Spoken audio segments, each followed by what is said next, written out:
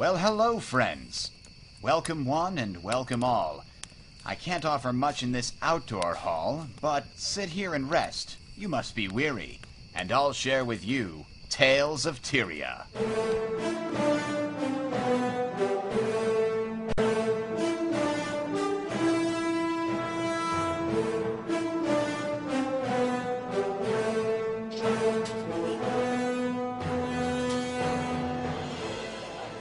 Yes, ladies and gentlemen, this week on Tales of Tyria, Bridger kinda gets his voice back, as well as some patch notes, a blog post, feedback, mailbag, and a Mesmer. It's jam-packed! We're coming back with a vengeance. Stay tuned. It's coming right up.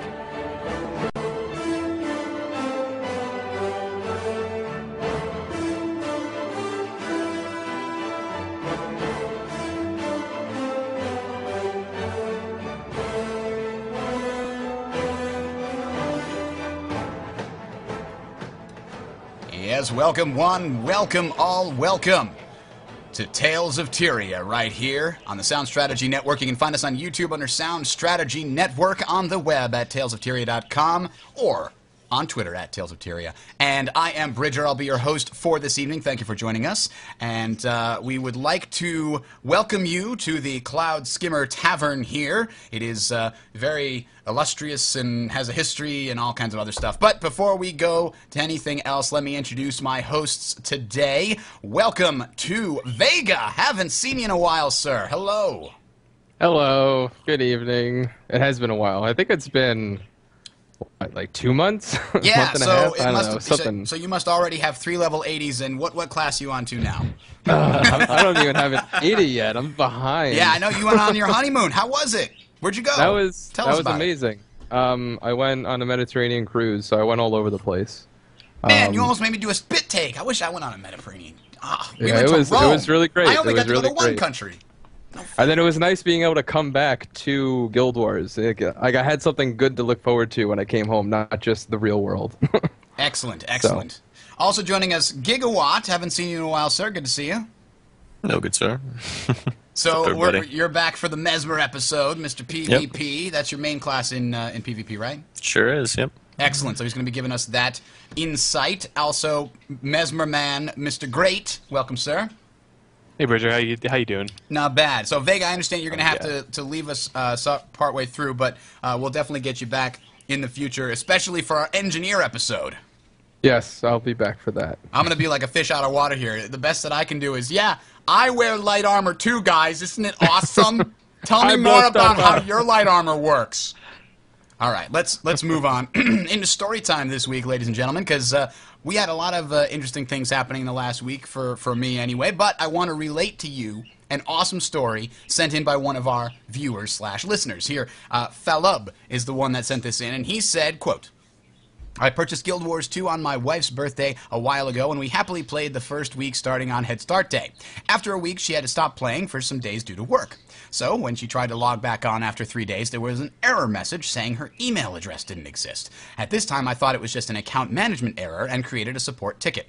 After 2 weeks of waiting the ArenaNet support to do its magic, my wife finally got them in the mail, and we were waiting for. Her account email address had been restored. You can't imagine our surprise when she logged in for the first time after 2 weeks. Apparently, she had been hacked.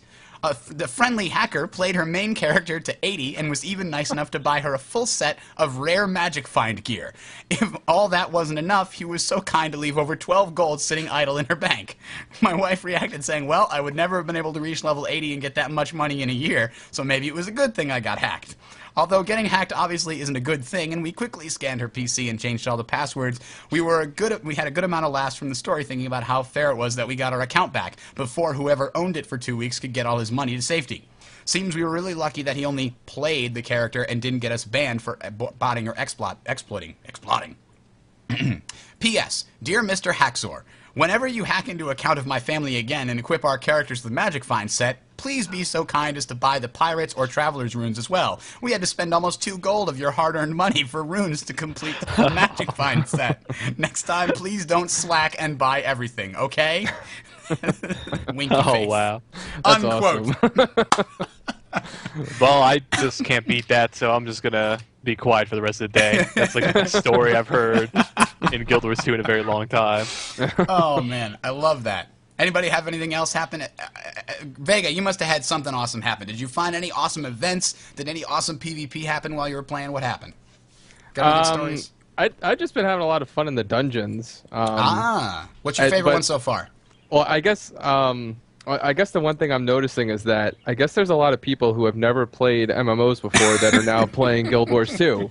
How so? And so you're running through a dungeon and you just get every now and then you get a couple people that just think, "Oh, I'm just going to go pull everything over there. Just bring it all back and just keep going." And just they don't realize, like the whole concept of, organizing what you're going to pull and kind of focusing down stuff. So they treat it like they're just running around in regular PvP. Yeah. So I mean, it's a learning curve, and but even though that happens, it's still able to to beat the dungeon and everything like that.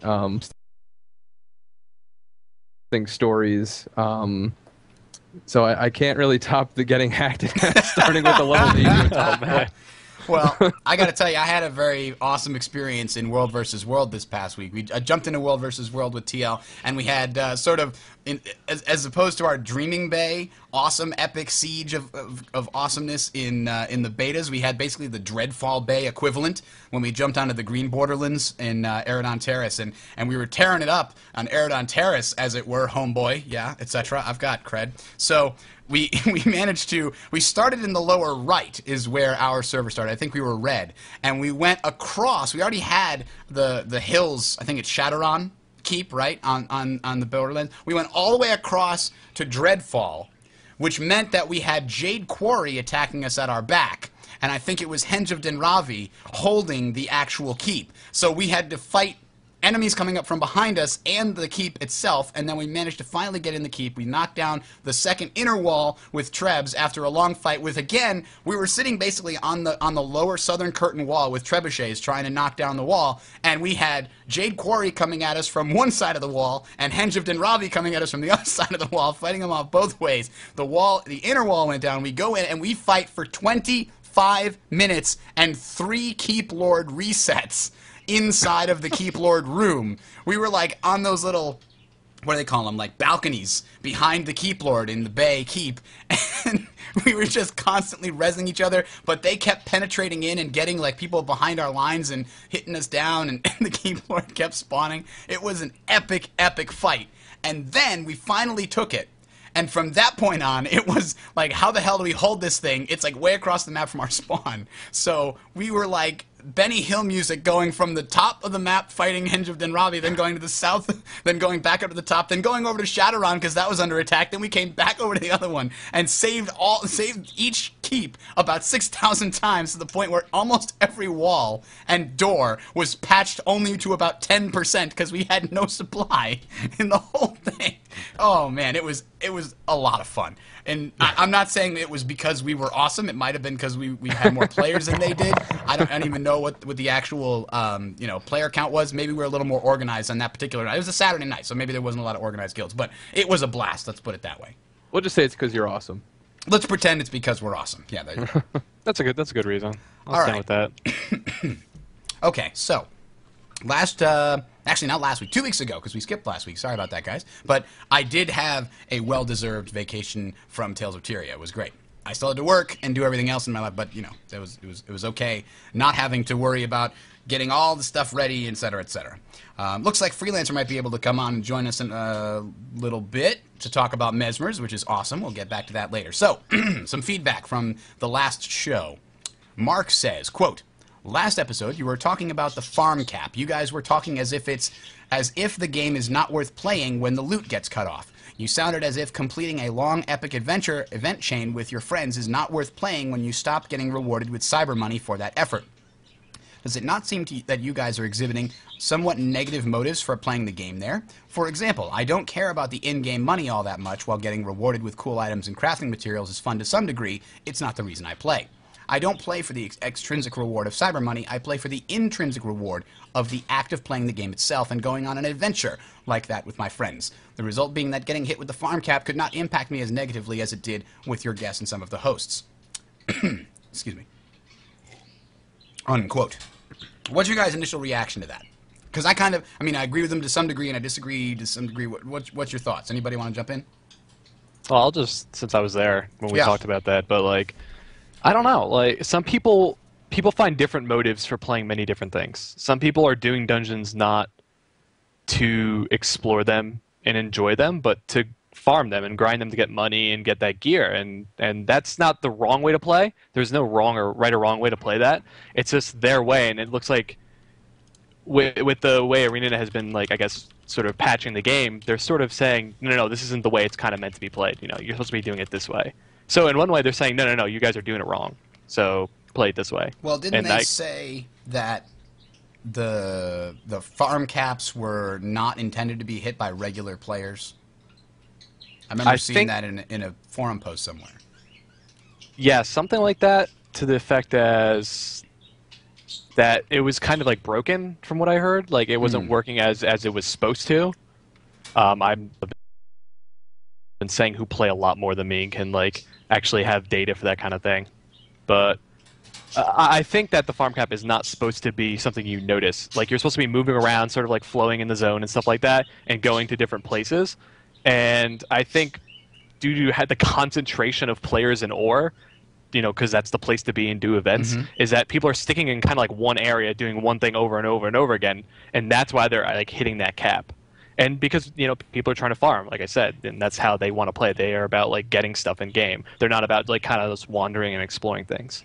Yeah, and to be fair, there's a lot of situations where I really enjoy the experience of playing the game, but a lot of the times it's not enough of a challenge for me to really, you know, just sort of talking about the regular PvE set. Like, dungeons are a different story, world versus world, different story, PvP is a different story. When you're just playing through, like, leveling stuff in regular out-in-the-world things by yourself, or even with, especially with a friend or two, often it just feels like it's the same thing over and over again, like any other MMO. It's not hard. I don't have to pay attention even. I just throw down this field, throw down that field, throw on my shield. I don't even have to move sometimes against most mobs.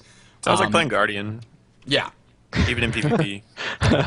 In a dungeon, like I said, it's a completely different story. But I find sometimes I'll like zone out and almost fall asleep because I'm like, what the hell am I doing? But when you come across those rare events and dynamic events that really are awesome, and you like the pirate one that we talked about a couple episodes back, etc. Those are sort of rare jewels that just make the whole experience worth it, if you ask me. Yeah, definitely some of the best moments I've had in this game have been just like, oh, what does this event go to? And just like it's some guy who does some crazy thing and like gets abducted by Etten or something like that. And even like me and you, Bridger, when we played that one time, we just found that champion Etten by ourselves, as me and you. Oh yeah. And we said, let's just kill it. We're doing it. And we died, but then somehow other people found us. Yeah. And like we didn't get any like major reward. We got a chest out of it, I think. Yeah, like, it was a tiny chest with like blue or something. And it was just like, it was something we did, and we kind of like made our own goals in that game. Like we said, we're going to do this ourselves because this is what, you know, we want to do. And you know, some people don't play like that. And as sad as that sounds, it's just the way some people play. But I mean, I have the most fun just actually, you know, exploring, like you guys said. It's, you know, yeah, the hearts and everything, they give you a flow to kind of follow, but I think it's more rewarding to go off the path and try and find those dynamic events and those, you know, those chests that are, oh, what's in this cave, and just kind of go in there and try and figure it out, as opposed to, why did you do a quest to get this item or do this or do that? I think it's just as rewarding doing the quests and getting the items as it is to just exploring and finding stuff on your own. That's why I like it so much better, because when I did start out, I was doing all the hearts and I was, you know, exploring all the zones and getting everything done. But, you know, now that I'm playing, I'm just going wherever I want and trying to explore things and find new things that, you know, are exciting, as opposed to what all other MMOs kind of do. Yeah, well, absolutely. The chat is kind of pointing out something really interesting, and they're all kind of saying like, well, I like doing this and I like doing this. Everyone's kind of finding their own way to play this game, and that's like probably one of the biggest strengths about it, is that you can play it however you want, and you don't feel like, oh, I'm being left behind, oh, I'm not in an instance grinding gear right now, I'm going to fall behind in like the gear tiers. You know, those pressures aren't there. And like someone even like you, Giga, I know you haven't, but like you could go out and enjoy the world and not fall behind in PvP, even though you kind of might, because of like how crazy the meta is. I don't know what goes on there, like how crazy it's shifting, but this game offers that option for you. I was talking to one of my other friends earlier today, and I was saying how with Guild Wars 2, I don't feel like I'm forced to play. Like with WoW, I felt like if I didn't play every day, number one, I wasn't getting my money's worth because I'm paying for it every month, and number two, everyone else is just they're going light years ahead, and I'm just going to get left behind doing everything on my own. But like you said, there's just so many different ways to play this that it's not that I feel forced to play Guild Wars 2. It's like I want to play Guild Wars 2. I don't, it's not like a chore. Like I don't know if anyone else felt this, but when I played like World of Warcraft and stuff like this, they were nice when I went on there. And it felt like a chore because I needed to do my dailies, or I needed to do this, or I needed to do that in order to progress. Man. Yep. The grind. Grinding Yeah, rep. it feels like a chore where, as Guild Wars 2, it doesn't feel like a chore. You actually enjoy it. So that's what I like the most about it. It's the same daily every day. Oh, man. That's so terrible. Like Guild Wars 2 just doesn't Gotta get my Netherwing faction, son. Oh, I hated that. I was one of the first people to have that thing too. Oh God. Dude, I got the Ray. I was loving the Ray. I still have that. Great. I think you hit upon the main thing. Is people make beat quote unquote Guild Wars 2, you can beat it in whatever way you want. You could say, okay, somebody could say beating all the dungeons on explorable mode is beating the game. Some other people could say completing this personal story is beating the game. Other people say getting world explorer completion is beating the game. Other people can say being number one in PvP is beating the game. There's a ton of different ways to do it, and that doesn't delegitimize anybody else. Some other people win condition might be, for example, getting a legendary. Thing is, in order to get a legendary, one of the things you have to do is farm. And that was, I think, the frustration we were talking about last, because their goal, even though they may have enjoyed exploring and the kinds of things that he's talking about, maybe the goal is, I want to make this really cool weapon. And the challenge is, figure out how to put it together, get all the crazy parts from all over the game, and do it.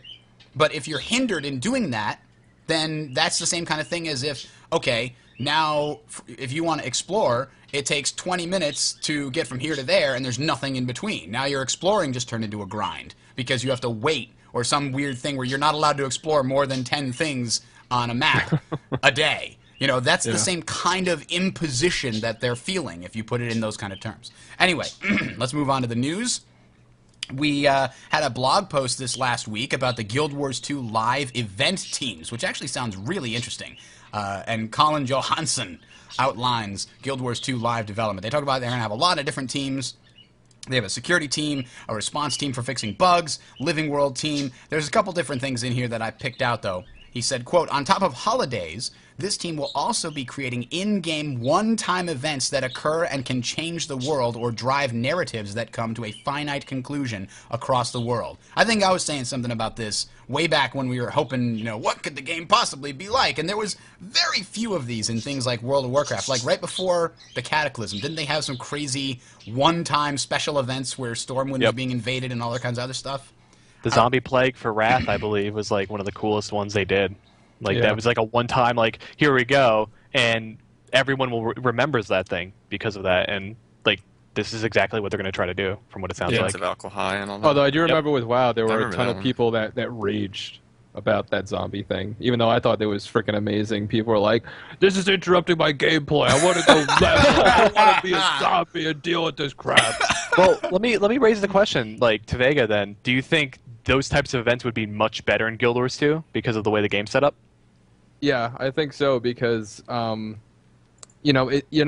not really losing time. It's just it's another dynamic event. It's another thing to do. You don't necessarily have to do it. But I don't know. I just feel like the community itself is a little more accepting of things like that, whereas I guess the WoW community is a little more, I don't know the proper term for them, but I think overall it'd be better accepted in Guild Wars 2. I hope so. They're Blizzard because the whole game is built around dynamic events, and so that's true. Dynamic events that change the world. Dynamic events that only happen once in a while. I think people are going to love that. Yeah. And the other quote that I spotted in here that kind of jumped out at me: with a dedicated live team more than 10 times the size of the Guild Wars live team, we think you're going to be blown away by the size and scope of live editions. So that is really crazy. So I'm looking forward to seeing more posts on Reddit and stuff pop up where somebody's like, did this event ever happen before? I never heard of this thing, and it's awesome. Like just some random event in Lornar's Pass or Timberline, one of the places that don't feel like they're quite full of events. That's where I'd love to see more events. Anyway, here's a very awesome thing that happened this week. Posted on Reddit. This is, I don't know if are you guys familiar with the combat mod? I am not. Yeah. Some people get banned for using it. No, but that was the implication of this threat. So let me first describe the combat mod. What it does is it removes, like you can turn it on and off. It's like an on-off button. It's a third-party mod that will essentially turn your Guild Wars 2 experience into a more action-oriented game where the mouse would constantly being held down at the center of the screen, so you don't have to hold down the right mouse button to move around. You just automatically, your camera moves. Then it imposes a little cursor in the center of the screen and makes it so that whenever you fire an ability, it automatically clicks the center of the screen to target whatever is there. And since you always shoot in the direction, if you don't have a target, you always shoot in that direction, you can kind of have a very third-person action-y type feel to the game, especially if you're a melee character. And you don't have to worry about targeting or clicking or any of that stuff. You don't even have to hold down the right mouse button. And a lot of people really like that feel to the game. And for the most part, pretty much everybody agrees, it's not like a huge advantage. Like, I didn't feel way more... In ways it's not, because it's a little harder to do the ground-based attacks and things like that. But I digress. Where we're going here is... This is a post on Reddit. Somebody said, so I just got permabanned for modifying and tampering with my game, and I think the combat mod was the problem. And a guy goes on and says, so I've just started using this mod today, and I got permabanned, and I think that was the reason. I wonder, and then there was a whole big speculation where, oh no, there's a banning for the combat mod. I thought they said they wouldn't, blah, blah, blah. The ArenaNet support team responds and says to the original poster, we have carefully reviewed your account, and while the character name you provided does indeed appear harmless, one of the alternate characters in this account has accumulated tens of thousands of pieces of evidence in the span of a mere 3 days that conclusively indicate the use of an illegal cheat program. Your account was not terminated in relation to combat mod. This is probably one of those speed hackers. I know, that's what I'm thinking exactly. I was like, oh, snap! I saw one of those running trebuchet one time. It was a warrior. There's a speed hacker like in PvP. Is that what happened? Yeah, we've seen it in World That's vs. PvP World. running Yeah. trebuchet with speed hacks. Just That's blink, terrible. Blink, blink. Yeah. Are With a warrior. I haven't been to Ore like in a week. So are they still like teleporting around the bots? Is that still happening down there? Do you guys know? I've seen bots teleporting in Queensdale when I was leveling with my Mesmer. I saw bots teleporting around there, and I saw dead ones that were naked as well. They're just dying. I saw a thing on Reddit. Somebody said we should make it so that after armor is all gone, weapons should be destroyed. Not destroyed, but damaged, so that they don't do hardly any damage, and the bots just wind up punching. Skills one by one by one. Yeah, the bots just wind up punching and dying over and over again. I mean, obviously the botters would get around that, but it's still a funny thought. That's interesting. All right, so October 7th patch, bunch of stuff here. It says fixed a bug in targeting that was causing left-click dragging to deselect / select targets incorrectly. I was like, yes, but I've heard people that this doesn't solve everything. Like if you let go of the right mouse button, it still selects the thing that you got on by accident instead when you just want to move stuff. So I don't know. Anything else in here stick out to you guys? And I noticed when I was playing with the engineer, if I would switch to like my elixir gun or the flamethrower, the #1 skill would come off of the like autocast. Ah, yes. And you'd have to reset it every single time you switched that gun or that kit. They fixed that in this patch, right? They fixed that, and it makes such a world of a difference. Yes, it really does. That's the one thing I noticed right away. I haven't like dove deeply into it, but that was one thing I noticed right off the bat. Definitely. I see a lot of closed map exploits under dungeon stuff, so I guess they're still like wrapping up the exploiting thing that's going on in the PvE sector a little bit. Yep, definitely. And it looks like they've fixed a bunch more story quests as well. And Mesmer got a bunch of hits, and I believe this picture sums up the here lies Phantasm builds, in with a bang, out with a butterfly. So relevant. I don't know who did that, but it was hilarious. Because they basically increased the research time of Phantasmal Warlock, Phantasmal Duelist, and Phantasmal Swordsman. But we'll get into more about the Mesmer and what I don't like about it later. I love it. I love it. They sort of stealth buffed and then nerfed the Elementalist again. The Glyph of Renewal is their sort of mass res ability, and at some point it started resurrecting defeated players and not just downed players. And somebody had just told me about that. No, it was in the, I don't think even I think in the betas, like maybe the very first beta, it would res defeated players, but then for the rest of the betas, it never resed defeated players, and then. For some reason, the Elementalists and the Elementalists alone, not the Warriors banner, not the Necromancers thing, would start rezzing defeated players, and everybody was using it, and somebody had just told me about it, and I was like, oh man, I'm going to use that ability again. 1 hour later, the servers go down, and the patch comes up, and I'm like, damn it, I just put it on my bar. Bastards. Oh, man. They knew you were coming, Bridger. That's they knew I was coming. Exactly. As soon as they must have a camera in my house. Like, They learned when I They did learned. nerf the Elite Whirlpool. Pritchard can't have was that. Take the broken servers as heck. down. Yeah, they did break that too. How broken was the Whirlpool? I saw it Whirlpool once. was the best underwater skill in the game. The Whirlpool. Okay, when entire team with Whirlpool. That's how it was. So broken. That just sounds broken. Tornado! All right. It's still decent, yeah. Let's see here. What's next on the list? We've got a bit of a mailbag this week related directly to the Mesmer. So I was going to ask you guys about it. Here is the mail from Adrian, who says, quote, I heard you are planning on an edition about the Mesmer, which I'm really keen to see. I've been playing since pre-release, and I'm at level 60, so I'm not power leveling, but I'm taking my time. The one burning question I have is how to get drops. I seem to consistently get less and lower value drops from both dungeons and events, and I have the idea that this is the inability of the Mesmer to tag multiple mobs, and if tagged, to do enough damage. When I play solo on single mobs or small groups, they drop quickly, so I don't think it's anything in particular with my playing style or build. I have played multiple other games and have never been as poor as I am at this game. I have to just grind and sell all my cooking mats just to be able to get the 2 gold for the level 60 manual. I'm struggling to level tailoring and jewelry as I don't have the mats. I can understand rare mats being hard to get, but I don't even get enough cotton despite slaughtering every dredge and pirate I can find. Unquote. So, any of you Mesmers out there have a suggestion for Adrian?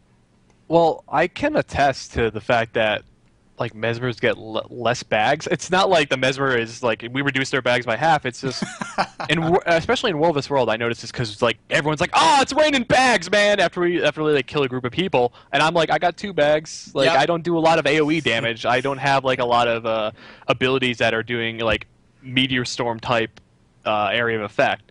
So I have maybe like I use a shatter and then my phantasm comes out and does like his AOE and then that's it for like 20 seconds. So he doesn't do anything. So my recommendations is I had no money like when I got to 80, and I did actually World vs. World to get money, and then once you have money, you can buy everything you need. Like that's the way I see it. As for getting like mats and stuff, man, that is rough. You know, look around for like a build or something that might help you more in PvE. Like that'd be my recommendation. That way you can handle. Acid Lust in the chat is saying a shatter build with great sword plus focus allows you to tag a bunch of mobs. It's because the pull is a wide area, and the bouncing attack from Greatsword 2 is low cooldown. Yep. And bounces 4 times traded? Yeah. Yeah.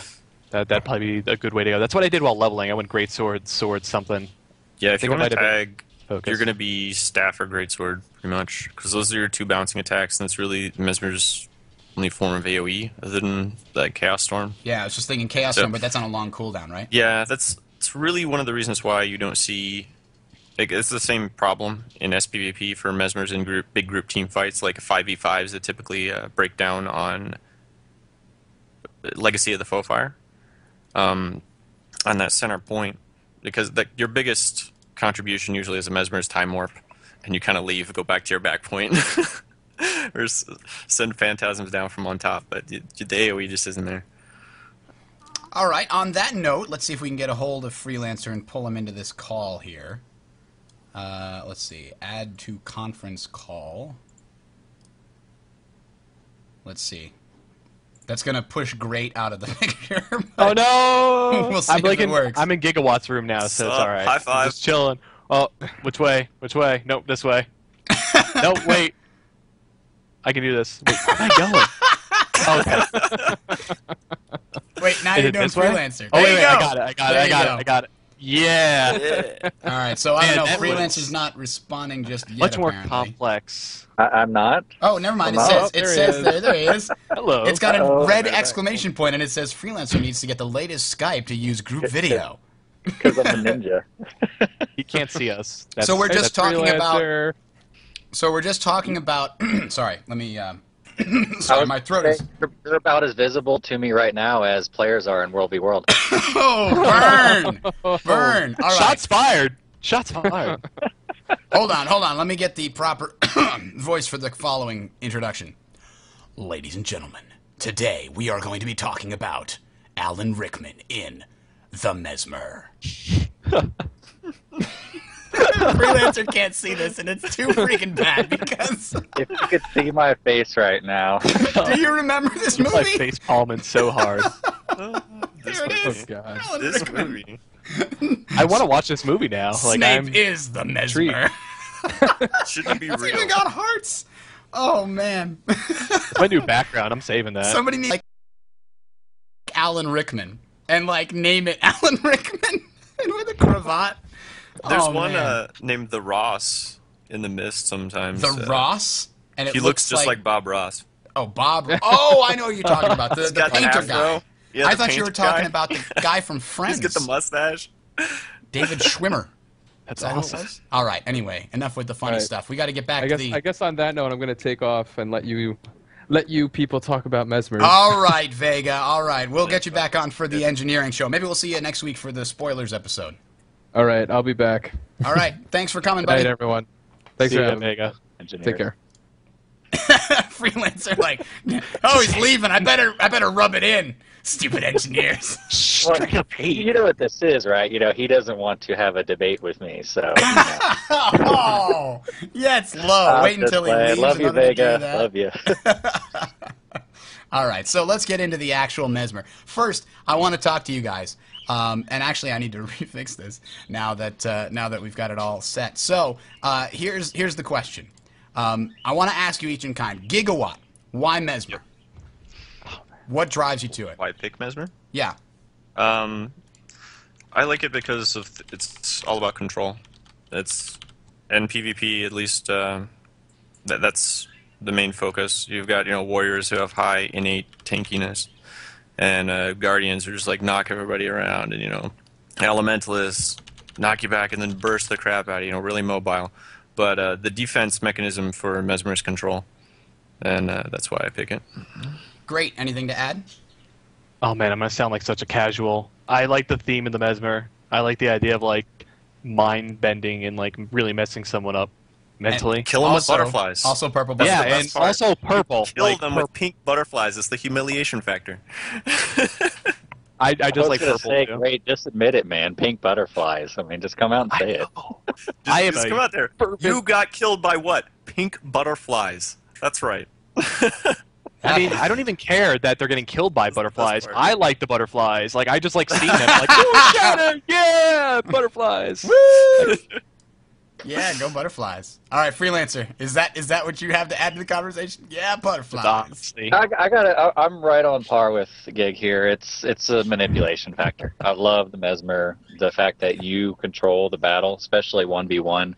If you're good enough, 2 players at a time or more, you can really mess with your opponent psychologically, and that's the whole premise of Mesmer. And if you are better at it than the opponent is trying to figure it out, that you will always win your battle. So it's for the thinking player, that really likes to really get into those little details, and that's why I enjoy it. Excellent. How So, happy are you when you see a warrior frenzy 100 blades a clone? And they bolt charged it beforehand. When I see a warrior 100 blades, I say I have my own 100 blades and switch to sword focus. Then that's just like a crazy Jedi duel or something at that point. And you're just like slapping swords around.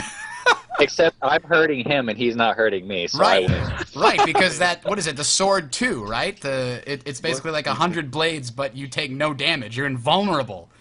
Yeah, Oh, I use man. it for everything from enemy warriors to rangers trying to be cute to trebuchet shots. I use it for everything. If I Blurred see something Frenzy. coming, yeah, Blurred Frenzy. If I see it coming, I cast Blurred Frenzy. Distortion effects. Distort space around you. You are using your sword to tear the fabric of reality so that it bends to your will. You're right. This does sound like a cool class. That's why I said theme. Like, just bend in reality, time, and binds. Like, sign me up. Where do I sign up again? Exactly. Can I make another one? Could I make another one and level up to 80? Is that possible? Well, that goes right into my next question. I was going to say, are you guys satisfied with the way that Mesmer winds up playing once you really get into it? Gigawatt, does it live up to all your hopes and dreams? I like the vision of it. There are certain implementations of it that frustrate me, like how terrible the torch is. I All right, totally can I- agree with that. Wait a Can I minute, it ask a has a question? torch? The fact that Nobody told me this. no actual weapon does a large amount of damage, or enough damage to be comparable to a phantasm, other than the greatsword. That bothers me a little bit. That there's just no options. I think it should be a spec thing where you specialize into like weapons or specialize into phantasms, maybe like a T3, so you have to pick one or the other.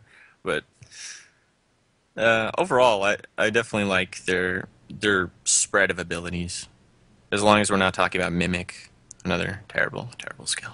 Is that the utility that like absorbs a projectile? Yeah, a single projectile every 20 seconds. You Don't know you what's have to, like, great about it stand is there and channel it? somebody can cast like anything at you, and it could be an instant cast ranged attack, but it costs you like 1.5 seconds to shoot it back. That's why it's so bad.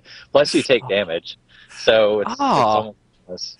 There are some decent projectiles to reflect, but like an entire utility slot, just hoping that they have that skill is in no way worth it. I would like to say that Mesmers are pretty like utility. Like, we have to make some interesting choices when we pick what we want our utilities when we go into battle. Like, I think out of all the classes or professions I played thus far, Mesmer had like the hardest choice. Like, because they all have these really different situations that they work in, and like I kind of want them all at once, but you can't have them all. So you're like, I want them all, but I can't.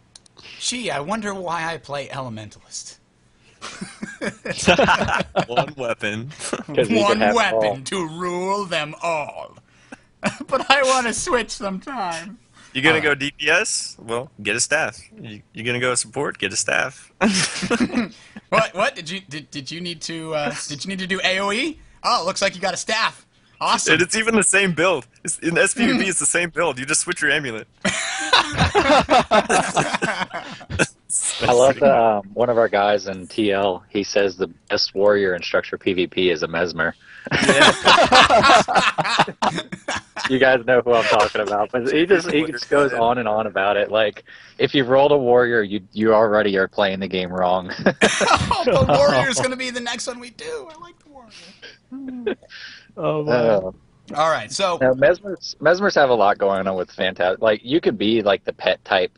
You know, you could be the spike damage type. You can be the mass condition damage type. So they work in that respect, except that they only work in those respects on certain weapons. Like, there's weapons like Torch that are completely useless. Like, I've seen people come to me and our team members on our structured PvP team trying to bring a Torch build, and we all roll our eyes, and I roll my eyes. And then there's other like weapons in, whether it's World v World or what have you, like Pistol and structured PvP, that very few builds can go without that, you know, or without a great sword. It's just so much utility thrown into those weapons. So it's very lopsided in that respect. I feel the staff is that way.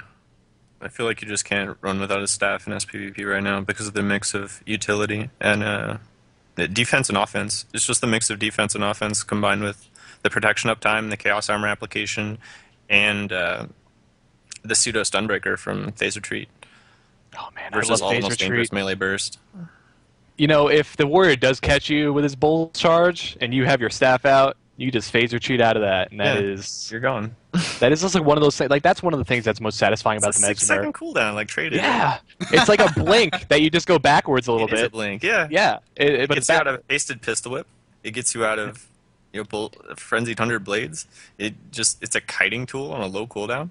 It applies Chaos Armor as an elite finisher out of any of your ethereal fields. Like, it's so good. It's really Yeah, good. the Like, only downside of staff is like World v World. You know, the higher cooldowns on the better abilities on staff you're using skills so often that with almost all of them, especially Chaos Storm, it just takes forever to use them over and over. So it doesn't have too much application. I mean, it's always fun to throw Chaos Storm in the middle of all of your enemies, but typically in World v World or anything beyond, structured PvP, really, you have just too many players with too many condition removals, and it's pretty worthless. Oh no, that's when you go through a portal directly into the middle of the enemy formation and throw Chaos Storm as your entire team ports in to get the boons. Yeah, that'd definitely be it. Like, because I think the biggest benefit of Chaos Storm, like Gigawatt just mentioned, that like you get those buffs, and like if you make sure you have 5 enemies and 5 of your friendly dudes, and you pop that down, that is like maximum efficiency for that Chaos Storm. Bam. Aegis is quite nice, especially in SPVP. You fight over downed players a lot. Well, it's your guys who's down or their guy who's down. You're trying to res, you're trying to AoE the guy, you're trying to get the stomp on him, what have you. And the daze spam is really, really powerful, as well as the Aegis. I've even used, like when I take on the neutral monsters on Forest of Niflheim, I'll actually send in the Phantasms and then Chaos Storm on top of them so that it hits the mob and the Phantasms. So the Phantasms get Aegis, and that allows them to tank it a lot better. Oh, nice. Sneaky. That's pretty cool. It's kind of a little advanced tactic for you guys, yeah. So let me ask you this, because I noticed, as much as I like the idea of the Mesmer, and I love the butterflies, and like especially when Phantasm and stuff shatter, they're just little, cool little things. It was freaking, leveling a Mesmer in PvE is a pain in the ass, because I kill things so quick. I gotta wait for the stupid things to come off a cooldown, and like I go up to something and I cast 2 Phantasms and then hit it with one of the crazy sword things, and then it's dead before I can even tell my Phantasms to explode. Maybe it's just because I'm a level 10, but still, it was frustrating. That's pretty much the case all through PvE with Mesmer. Everybody's been saying that since day one. Mesmers level a lot faster. They kill a lot faster, especially with mobs.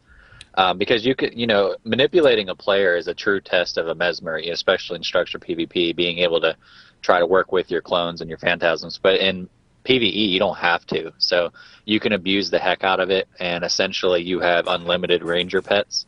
And it's really, really powerful. Yeah, I just more so thought, it's very difficult to be super efficient, because oftentimes I'll have a clone that I just created, but I should have shattered it and I didn't, and whatever. But the other thing that I kept forgetting to do is my mantras. Like in between monsters, I should have been resetting my mantra, because I used I was only level 10, so I just got whatever was the whatever looked like it would help, spike damage in terms of just leveling, and I think it was the mantra of pain. Right. Which, oh god, it's creepy, because he's like agony, torment, pain, and then there's like this girl screaming. Scream. I was like, it's pain incarnate. Yeah. No. It's like, so wait, this agony, torment, and pain is happening on a woman that you're with then. Oh, we're getting into some kinky stuff here. Anyway, back to Guild Wars 2. So what weapon set do you think the most fun to use? Like the one you enjoy? Like Freelancer talks about, messing with the other guy's head. Like, what's the weapon set that can let you do that the best? Torch. You disappear and then you reappear and burn people. Come on. There is nothing ever since that patch that added the vortex for your little field. Giga, help me out here. What's the name of that speed field? The focus. Temporal curtain. Temporal field or something like that. Yeah, but temporal curtain. Yeah. Temporal curtain. Yeah, that's right. And so temporal curtain, you cast it on the ground, and what it had always done since the beginning of Guild Wars 2 until recently, like 2 weeks ago, and in the beta, if you shot through it, it gave a light. Yeah, and it wasn't anything too special. If you placed it in front of an enemy mob, you'd cripple them for a little bit and mix that with your berserker, and it did quite decent. But they recently, it's not so recent anymore, but they added vortex to it, so now you have an activate skill when you lay it down. In World v World, nothing is more fun than throwing this temporal curtain, on walls of enemy keeps, towers, whatever it might be, anywhere you can see, cliffs, when there's enemies overhead, and watching yourself pull 5 of them off. or just So the wait a other minute, way describe around. exactly. So now they added a secondary skill to it when it's active that you can click on. What does it do exactly? All right, so you It lay this pulls curtain everyone with down, you. right? Yeah. Yeah. You lay this curtain down, you can run through it, get a speed buff, okay? Now, if you activate the same skill, if you press 4 again while the curtain's on the ground, all enemies within a certain radius, up to 5 max, will get pulled towards it. So what you do is you cast it on the wall in front, like the forward end of a wall, like if you have enemies, archers shooting down at you, and you activate it and it'll pull them off the wall. Similar is if you see people up on a cliff, you can just cast it on the cliff side wherever you think it's going to be in range, and it'll pull them off the cliff towards you. Or you can do even further, which this is the only class that can knock back twice like this is the Mesmer. You can run towards enemies that you see near a cliff edge that normally a single knockback would not knock them off. Throw a temporal curtain down behind them, pull them back, switch to your greatsword, blink towards them, and then knock them off with the number 5 skill. And it catches them every single time because you can push people twice the distance and knock them off cliffs. And it's just so much fun. And in World v. World, where you're dealing with massive amount of players, especially ones that like get on top of the really tall areas with arrow carts or what have you, you can disable siege equipment by throwing them off the siege equipment with these skills. You can do all sorts. I mean, you can tear apart enemy groups. A while back, TL tried using 8 Mesmers running to an enemy mob of about 20, 30 players. All of us threw out temporal curtains and then vortex at the same time, then switched to greatsword and used the number 5 skill and played ping pong with 20, 30 people at a time. It's a really trollish tactic. Is it really effective? Yeah, not really, but it's incredibly awesome to watch. Well, I would say that the ability to pull people off a wall in World versus World is very limited. That's like the only other one that I can think of besides the Scorpion Wire. Well, the Scorpion Wire and the Necromancer has one as well, but both of those require you to see your enemy. See, if you know somebody's up there, you can angle your temple curtain to get in a position where you're pulling them through one of the little, what do you call those little terms? I know you know this. There you go. There's not enough crenulations on those walls, by the way, if people can just get pulled off by a temporal void.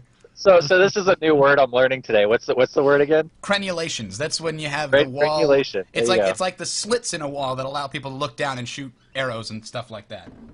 So basically, you try to find the spot to place your vortex between the crenulation and pull the players off the wall. And they first don't realize what happened, because they weren't in. As far as they knew, Scorpion Wire couldn't reach them. And by the time they react, it's too late. And then when they actually hit the ground and they start running towards the little portal to get back in, you just intercept them and use your greatsword and knock them back again. It's wonderful. I love it. There's just no better thing for World v. World. Now, what do you think, Giga? Unstructured PvP doesn't really have a place, does it? Not quite. There's actually some setups you can do with the temporal curtain. It's not totally out of place. You can pull people into, say, a bunch of Necromancer wells. If they're running like a power Necro build, the Necro wells are actually really nasty AoE, and you can suck people into that. Just anything you would do with a Guardian pull, where you're pulling people in a spot where you can just AoE them all down. But it's just giving up the offense of having a Phantasm, like make it fill a support role in my mind. Are you kidding? The Phantasmal Warden is the single most powerful skill in the game. He does as much damage as a single Phantasmal Swordsman auto attack if you hit the entire channel. Yeah, you're right, but still. Because he does AoE, that's the big thing. Here's what he does, though. This is why, and I guess in World v. World, I've had the chance to use it extensively. When you cast him, he creates this aura around him where he's basically flurrying around with his swords. You can stand in that, and it acts as a mirrored feedback bubble. And anything attacking you gets reflected back to the enemy. So what you do is you rush into an enemy, like I usually do with a portal with TL. Really find the nearest enemy, cast that, so that there's a warden there protecting me, and then as soon as that warden goes away, I cast mirrored feedback so that I have a good 8-9 seconds of complete invulnerability to ranged attacks. On top of that, then I go into a blurred frenzy, and then I distort my clones so that I have basically, from ranged attacks, a good 10 to 15 seconds of invulnerability. And it's really nice because I do sort of play a glass cannon build, but I am right in the middle of the fray and nobody's touching me. It is the projectile immunity is really strong. The traded one for reflection I actually do like on keep in forest because that point is basically a big narrow corridor and you can actually zone out like What an are you talking engineer about ranger, for reflection? instance. There's a trait? You can trait the focus itself to reduce cooldowns by 20% and to make all focus abilities reflect projectiles. Right. So the curtain becomes a wall of reflection. The warden spin becomes a reflection area, and like that actually zones that out, especially along with mirrored feedback, really, really well because it's a confined space. But in the larger areas, like there's just not that many times where I'm particularly being focused by projectile users specifically, and that I'm even scared about it because usually I'll just decoy out and reacquire. But in Like, World versus World, you're always World being versus World, I focused. totally see it. That's extremely powerful. I use that trait. It is amazing most- to just jump down in front of the gate and drop the curtain, and just everyone is just attacking the gate, and so like all Yeah. these arrows are like flying back. The most dangerous ranged weapon, the ranged attack in SPVP, is freaking short bow 2 from Thieves. It's cluster bomb. That's the most dangerous thing out there. That thing is crazy. It's so I good. don't know. They buffed the Mesmer Greatsword auto attack quite a bit. What do you think about that? I haven't that seen one it. of Did the- they remove is the that the patch backswing? notes? Because that would be nice. Having No, animation cancel it now hits. that. It still hits for the same exact damage, but it hits in half the time. So, it hits 3 times. Like further more damage the further away you are. But normally it took an entire like a second and a half for it to hit 3 times. Now it hits 3 times within about 3/4 of a second. Oh, wow. I haven't had a chance to play the most recent patch yet. You mix that in with Time Warp, which a lot of Mesmers use, and I Yeah, ran for around sure. with. You basically have a machine gun going on, like with lightning bolts. Oh man. The problem with that ability was that it had this huge backswing, like in a MOBA, where you like auto attack and then you want to like animation cancel so you don't finish the end of the attack animation because the projectile's already launched. It had something like Yeah. that. You get like a almost 20% damage increase by animation canceling and recasting. With So the hopefully they Greatsword? fix Legendary that. Sword has that problem too. They fixed that recently. The one number 2 skill in Greatsword, Yeah. where you couldn't throw it at an enemy far away or within a certain range, and it wouldn't come back to you. Like you would always just hit and create a clone, and that'd be it. Now it actually comes back to you and bounces back and forth, and if you trade it, it'll go back to the enemy Yeah. again. It's The incredibly extra one. powerful now That's always because fun. you can hit people at a good range with it. I've been playing a lot with it, and watching it travel all the way across this little valley, hit the enemy, come all the way back to me, and then when I had it traded, go all the way back to the enemy again was pretty Yeah. satisfying. Because The it doesn't hit greatsword things is, in between. I think, the most fun weapon. I just hate it has no defensive capability other than the knockback. I wish it had like a blind or maybe a root on the 3 skill or something. Like it's Yeah. so much fun to use. Because the only clone that it creates for you is the mirror blade that Freelancer's talking about, and when it does that, it doesn't do the whole you disappear thing and a clone pops out. A clone just pops out. So if you're playing in structured PvP or in World vs. World, people won't lose target on you. Is that right?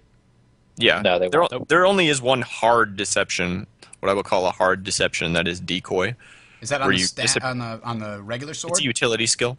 It's where you disappear and a clone appears.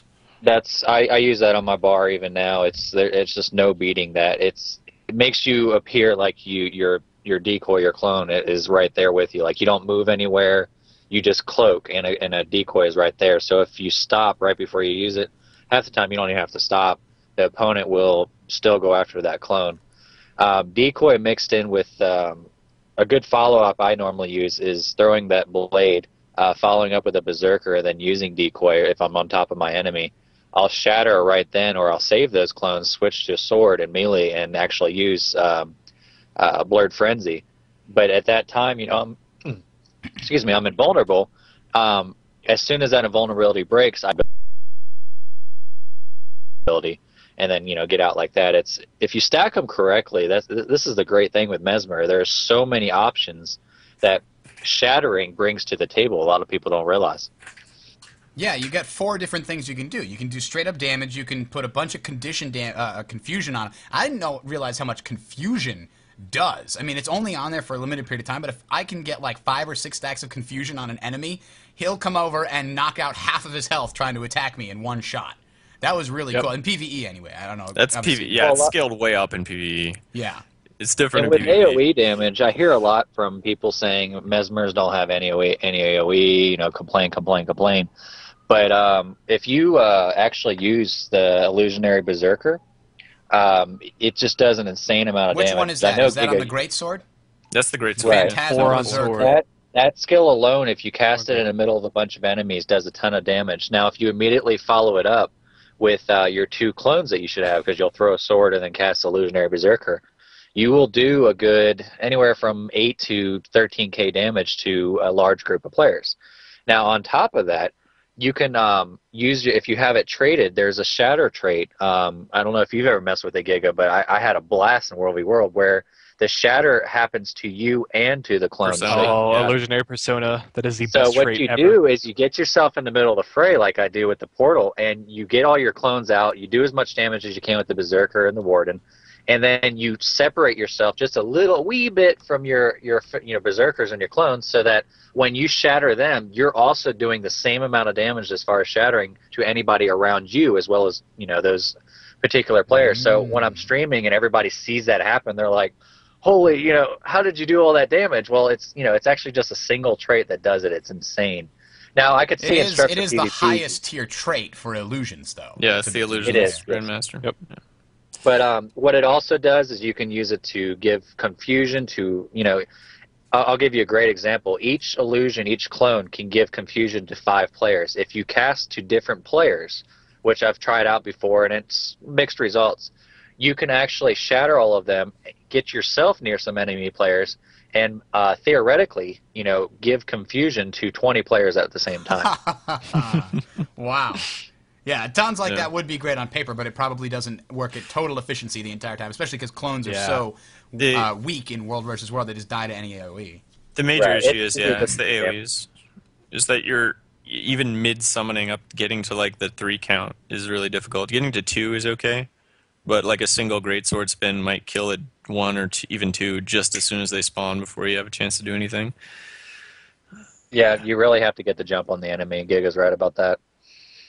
I usually you don't- decoy into Moa. I don't know. I kind of like that one. I was going to talk about the elites here. What kind of, the MOA is one of the main sort of things that everybody thinks of when they think of the elite. What the other elites that people use? Time Warp seems to be a really, really big one in World v World.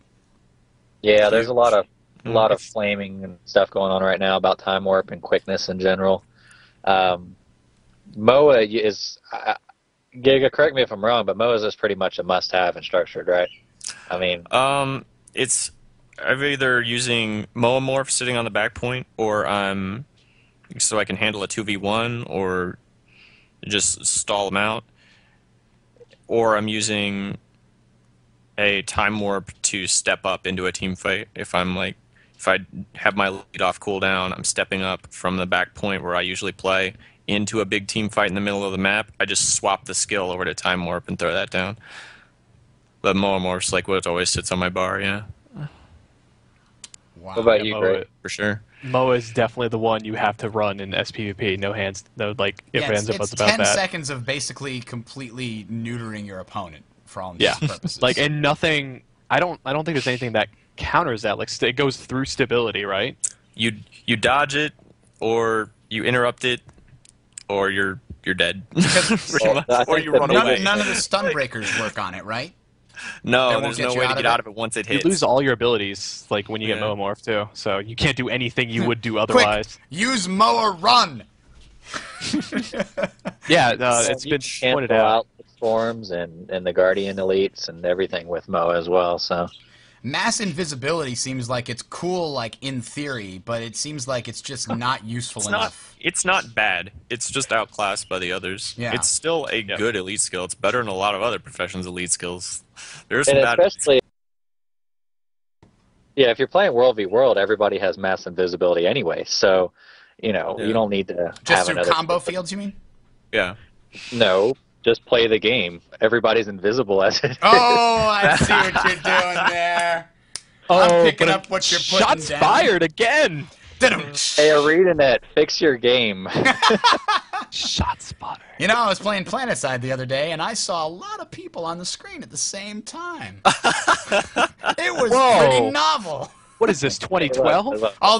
Although their game has no point, so at least ArenaNet has them trumped there. Yeah, Guild Wars 2 has done 90% right, but as far as large-scale PvP, I have never played an MMO where the premise of the large-scale combat, world PvP, was to figure out how to kill invisible enemies.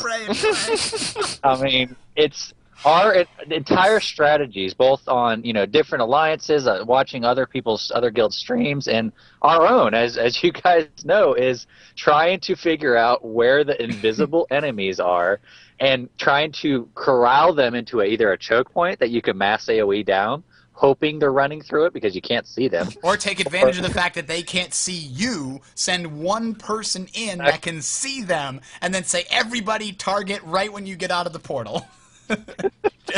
You're right in the middle of them. I know you can't see them. Just trust me. They can't see you either. Can I ask you... If in a magical world, if there were statistics showing, all right, Zerg A or Guild A versus Zerg B or Guild B, I guarantee the mass amounts of wins versus losses are going to be the ones that engage. Why? Because they pop in, and to the enemy, they don't see anything but a bunch of particle effects. That's the problem with it right now. They designed a game with these player caps and limits, but the battles are always, especially the large-scale ones or the more serious ones, are always won by whoever initiates the fight originally. Not because they have the they got the jump on the enemy and the enemy couldn't get their strategy straight, just because the enemy has no idea where they're being attacked from. Was it a portal? Did they come from the left? Did they come from the right? Who knows? Let's just all throw AoEs everywhere and hope for the best. And then, yeah. Can I ask you a question, Free? Especially since you probably have a lot more time logged in World vs. World than I do. How do you think the Mesmer fares in World vs. World, especially in those crazy clip battle engagements where you can't see anyone, and in order to cast your phantasms, you have to be able to see them, I believe, or else the phantasm's not going to go off. I mean, this could be a tip for other players, but what I do is I press tab a bunch of times until my phantasm, shows it's within range. But the fact that I have to press tab 5 or 6 times is disconcerting on its own. But in large-scale battles, running Great Sword, Focus, Sword like I do, I basically blink in the middle because I know AoEs are going everywhere because nobody can see anybody.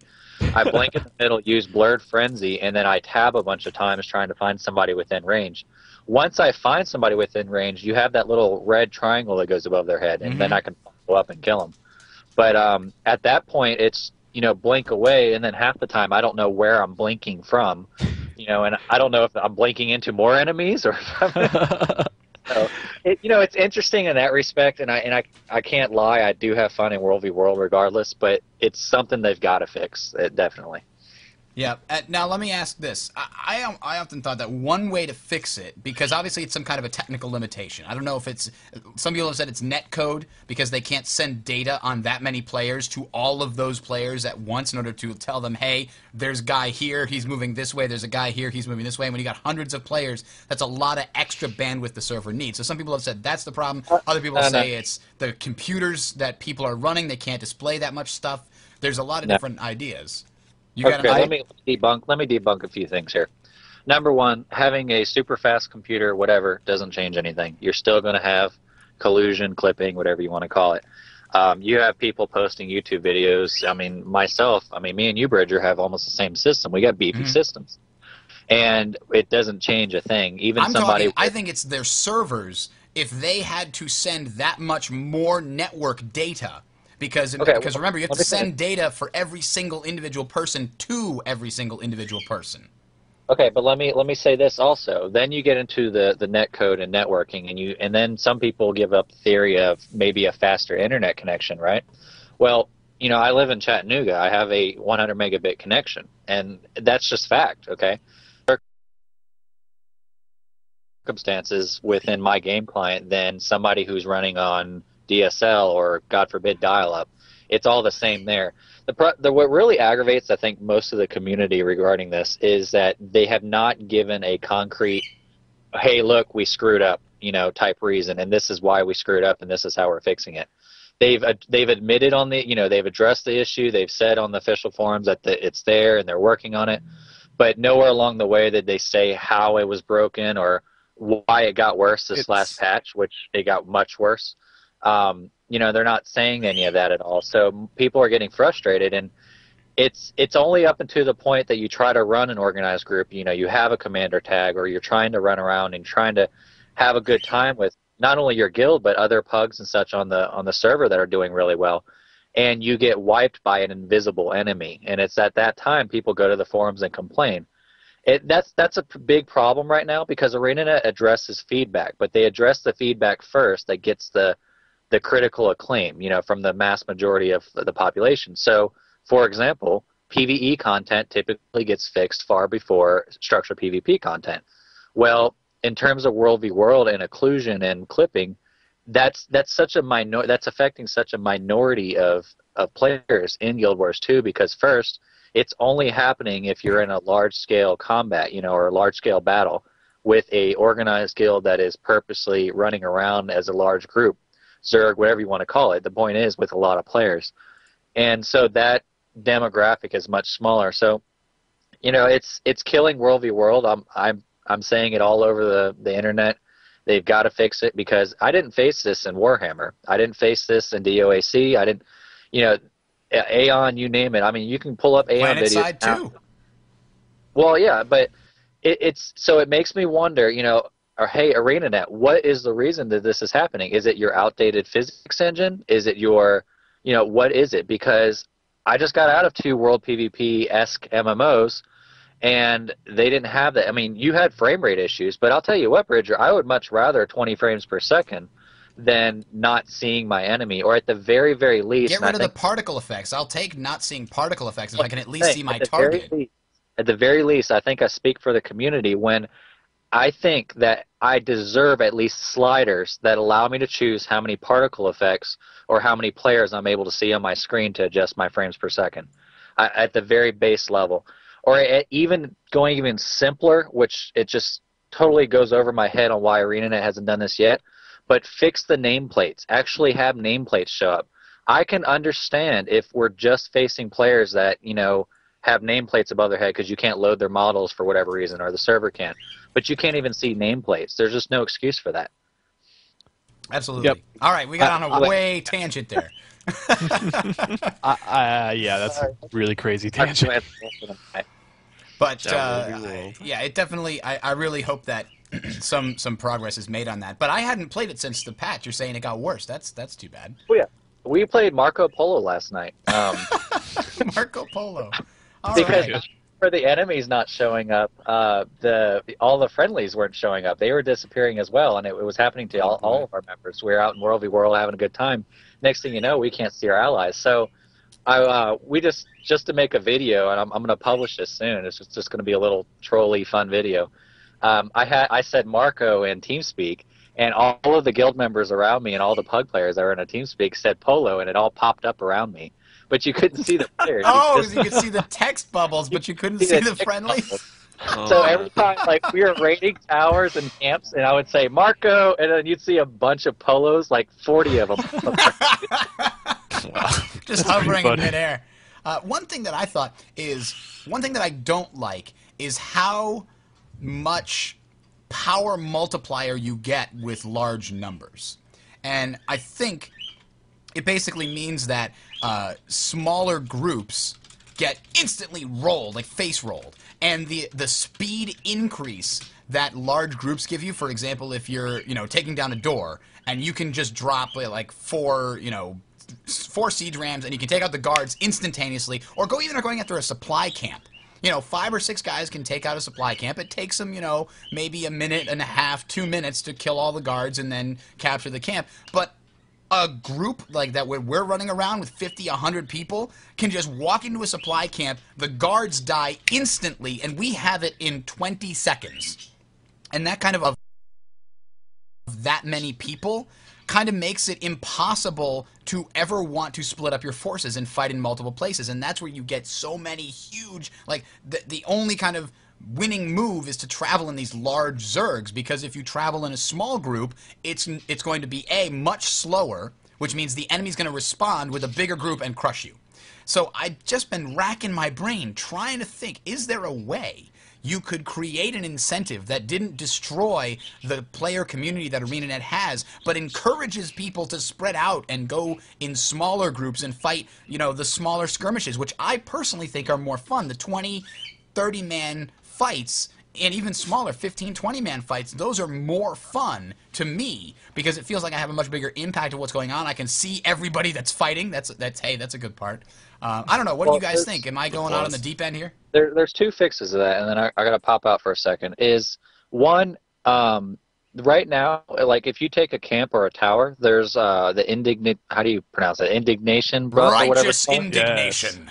Indignation. So this buff, it's supposed to make this camp leader invulnerable, but it doesn't. So what this encourages is if you have enough people, 20, 30 or more, you can actually run up to this supposed invulnerable camp lord or tower lord, even if you're fast enough, and burst them down with bleeds and burning damage. And players do that.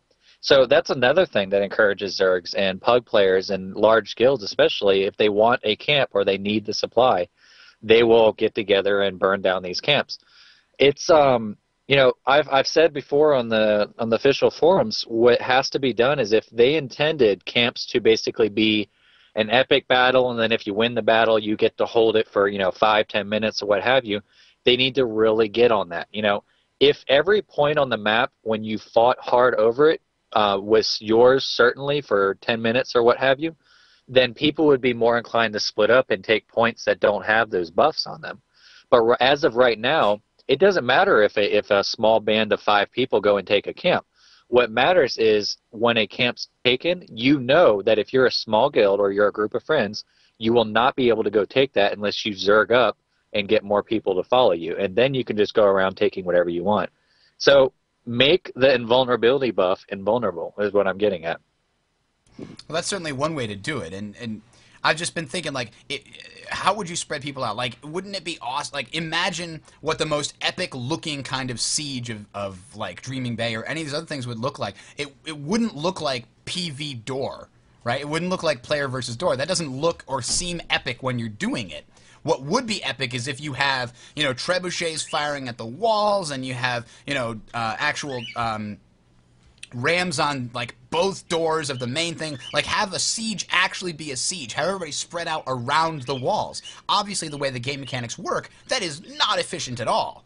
So, it kind of seems to me like I've been trying to think, do you just, like, give some kind of a negative buff when players are grouped together? No, because that just screws with ArenaNet's whole, we want the community, we don't want you to be mad when other players come up near you. So there's no way to do anything like that. But, I don't know, maybe you do something with the way that the NPCs around these World versus World camps work, such that, maybe if you have a bunch of, like, builder NPCs that will repair walls and doors, and if they're all at the same place because you're only attacking one location, then they can all repair it very quickly, and it's very difficult to take it down fast. But if you spread out, then they repair slowly. I don't know. I'm out of really good idea. I've been racking my brain, like I said. Maybe somebody's got a good idea. Send us feedback at talesoftyria.com if you have a good idea. Feedback at talesoftyria.com. Anyway, let's get back to the Mesmer. That's what we're talking about tonight. We are. Another crazy World episode. World v. World / Mesmer episode. All right. So, all right, you got to step out for a minute, Free, did you say? No, I'll be right back. Give me a minute. Okay. So great. We talked about the weapon sets and things like that. You guys obviously don't like the torch. What about trait lines? Can you go over the trait lines for me? What do they all do? What do they focus on? I want to start with my favorite line, the illusions line, which is the last line. I love illusionary persona that 30. I just love shattering. Like I was playing the game. I got to tell you a story. I was playing the game. I was doing some PV and a little bit of World vs. World. And I'm like, man, I'm really not liking this, like, Phantasm, like, pop your Phantasm, done. That's it for you. And I was like, man, I really want to do something else. I want to figure out how to play. And I looked up what some other people are doing, and I found this really awesome sort of shattering build that really uses illusionary persona. And, man, I just fell in love because it was like, I got to blow this shattering up. I got to do all this crazy stuff. So illusions is definitely a really fun line if you like a very... you have to constantly be like managing your clones. Yeah. You're managing your illusions, you're managing your shatters, and you're kind of doing that a lot. You're hitting a lot more buttons than you would really otherwise. Outside of that, I really like chaos. even though chaos really sucks. What in does a lot of chaos, ways. what does chaos give you? It's The kind of obligatory like 15 in chaos. I don't know. Like I don't get chaos. It's a lot about like sort of It boons and says here conditions. it's improving defense and application of random boons and conditions. Yeah. It's boons, and it's the boon line, and it's the boon duration and toughness line, I believe. Yeah. And so you get kind of that whole defensive toolkit out of it. I can't remember if manips are in there or not. Which one is the one where you Yeah, dodge and manips are create in. a clone? All right. Dodge on a clone, that- that's 20 in dueling. Dueling. Major trait. Yeah. I've heard that one is really nice because the That clones is- that you make aren't tied to a specific player or NPC. They are, actually. They are tied to your Nearest target. But player, they're tied I to the believe. nearest Oh, okay. player when you activate it. I was And misinformed. if you do it, if you actually dodge like on like Kylo or something, sometimes there's some object beneath the floor that they will target. And you'll just, Like a box or something? There's nothing there, and they just target it, and they just stand there. That's I don't, interesting. it creates a clone. I don't know. That's a really like if you tie that in with like a shatter build, oh man, that is just like you are pooping out clones all over the place, like having a grand old time, and even just like the deceptive nature of that trait itself is just fantastic because like you dodge, and if the player isn't paying very close attention to that, they might have not seen your dodge, I guess. And there's this guy standing there now attacking him. It's like, oh, obviously this is the guy that I need to kill. And then they're like, oh, 100 blades, here we go, yeah! And it's like a clone. So, you just kind of fooled them, and you got out of there. So it Yeah, looks like if you make a clone and then you dodge and then you decoy and then they're like, there's nothing there but clones. They just got to pick one to attack. Well, So- my problem with like that, I really like this sort of like I'm popping dudes all over the place. I think there's no real penalty though for people who are just like, well, I got a great sword, so I'm just gonna swing around and hopefully I hit the right guy. Like that happens all the time. Like a warrior will just like stomp around and start swinging, and like he'll just shatter everything in like one hit because that's the way clones work. And I would like to see. There's no way to punish them. You get the random condition trait is like so bad. It's so weak, right? and I think that's where chaos can kind of shine a little bit. Is like with this sort of you messed Speaking up. on condition, Giga, let me ask you, if you don't mind, Mhm. what kind of condition builds are there for a Mesmer? Like, what was the big one out there? Is run the double shatter with mirror images and like rabbit amulet. What you do is you go clone generator, dodge, clone generator or phantasm. You pop phantasm, let it like attack once, and then you mind rack or cry of frustration, either one, and you're using illusionary persona and you're right up in the guy's face. So you get 1, 2, 3, 4 shatters. And that's you're traded that deep into illusion, so you have confusion on every shatter. So your mind rack actually applies like 4 stacks of confusion at that point. And then you dodge again, and you hit mirror images and get an instant 3 other clones. And then you shatter again, like bam, bam, right back to back, instantaneous. So almost. which shatters would you use in that case? Would you use Cry of the- frustration and mind rack? And since cry of frustration already applies as confusion, when you're traded for confusion on shatter, it applies double. Oh, So yeah, two you stacks get just of double instantly down. 11 stack. Wow. You instantly 11 stack the target, So- and then you can get to 16 if you run scepter, but I use sword. Wow. Yeah, So you I'm get a lot of let me ask confusion. this- Stop hurting yourself. Stop hurting yourself. That's what I see the Mesmer as. What is the highest hitting confusion stack you have seen on a player? Like up that they Oh, like I've seen it in for like 2,700 per auto. wow. That's pretty silly. Like and if you do, That's a imagine if 16. they pop oh god, that's so silly. Confusion's good against auto attackers because it goes Yeah. on. It's not even like good against multi hits because it's a single skill activation. You only get 1 proc. Yeah. But against like an auto attacking guardian or even a thief who's chasing you with like a dagger chain, he'll just instantly kill himself. Yeah, thieves So stack really fast. one thing I get asked about a lot by listeners of the show and just everybody watching our streams, yours as well, Mhm. is how does a Mesmer stack up as far as a spike Mesmer versus other spike classes? How does a Mesmer stack up as a condition, let's say, versus a Necromancer, supposedly the master of conditions, and versus like being tanky, let's say, holding a point? And I'm asking you this, Giga, because you're obviously the one that does more more structure than everybody here. Yeah. How do you think it stacks up? I think Mesmer Condi is spiky. It's difficult to kind of make it consistent. You end up relying on staff clones. which is not the greatest thing considering they die in a single auto attack from anyone, but at least they're ranged, right? Yeah, and they bounce, right? Yeah, they do bounce, but they don't benefit from the bounce trait, so they can't. Oh, get that's a. hit. They can't That's double hit. terrible. Yeah, it sucks. There's a lot of weird traits out there that don't affect clones and illusions, or just illusions in general. That you think like, oh yeah, this is my auto attack, so this should also affect them as well. Some weird logical holes and that stuff that have been figuring out. So, you can't match up to the sustain that a Condi build needs to, especially a tanky one. You end up with this spike Condi that I don't think is really great. Like I came up with a glamour support build, which is okay in team fights. Which is a Condi base with a Shaman's Amulet, but overall in SPVP, if you're gonna go hardcore bunker on a Mesmer, you either go boons or you go just straight Phantasm tank. And the way I do that is Valkyrie Amulet, and you get around the lack of precision with the trait that gets all Phantasms. So what do you permanent mean fury. by Phantasm tank? Exactly. A Phantasm tank. Okay, this is you take a high toughness amulet. You spec out with all defensive abilities and maximum heals per second, and you do a decent amount into the toughness line, and then you just pop all your phantasms, including a phantasmal defender, and you just avoid damage and wait till they die. So do the phantasms, their health and or ability to absorb damage, is that based on your own toughness? No, you're just. I'm talking about a solo point holder, someone who's going to get 2 or even 3v1'd and just pop phantasms for consistent damage output. And just your job at that point is just avoiding damage. You're full tank. Oh, okay, I see. Your So then you're only triggering defensive abilities. You're only dodging as fast as possible. You're triggering anything that gives you vigor. Yeah.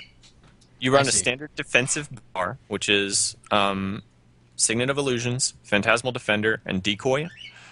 And then you're running usually at least 10 in Domination for the 15% Phantasm damage, and then 25 down into Illusions. Or not Illusions, Inspiration. For the regen. Phantasm damage there as well. Yeah. And you get the regen, and then you get the 15 in Chaos, which gives you the protection on regen. So you have some really crazy synergy there. Yeah, and then you run the Runes of Divinity, which are crit damage, and they have some little bit of healing. The weird thing about the build is that the way I do it, you get a little bit of healing from runes, you get a little bit of healing from the line, and it ends up being just enough to your regens taking over 200, and you have regen almost all the time. And then you have really good protection uptime, and it's called the AFK Phantasm build, or the Phantasm. Summon 3 Phantasms. Aptly named. So that's because the way I do it is with Mantra of Recovery, because no one ever uses that heal, but I like it because it's a 10-second cooldown. It heals almost as much as Ether Feast, almost. And as far as the health per second, it's actually higher. And then when you take the trait, since you're into Inspiration, you can take the trait where you heal yourself when you charge a mantra. So every time you charge it, every 10 seconds, it's going to heal you for 2,700. And it doesn't just heal you, it heals all of your phantasms. Yep. Because it's an AoE heal. allies. That includes your Phantasmal Defender. So that means that just that trait is healing you for 2,400 or 5,200 every 10 seconds. And it should be noted to those who don't play Mesmers, the Phantasmal Defender, what he does when he's out is all damage that you take is divided by 50 or divided by half, and half of that damage goes to him. So you essentially take half damage so long as the enemy player doesn't realize that this defender is out doing this. It's great. Yeah, as long as the defender isn't taking direct damage, he tanks like a boss, and his cooldown's really low with just 10 points or 5 points into illusions. You get 20% cooldowns for all illusion-generating things, including your utilities. So you get the defender 20% cooldown reduction, you get the decoy 20% cooldown reduction, and then all of your summons as well. It's a strong build. You get the toughness and the crit damage out of the Valkyrie Amulet, and then that little bit of healing that kind of lets you sustain. And yeah, that's about it. You get around that's not a precision amulet, so you have crit damage but no crit chance. So then you kind of like itemize the rest of your kit around that. Like you use 5% crit chance sigils, and you get 20 into the crit chance line, and then you take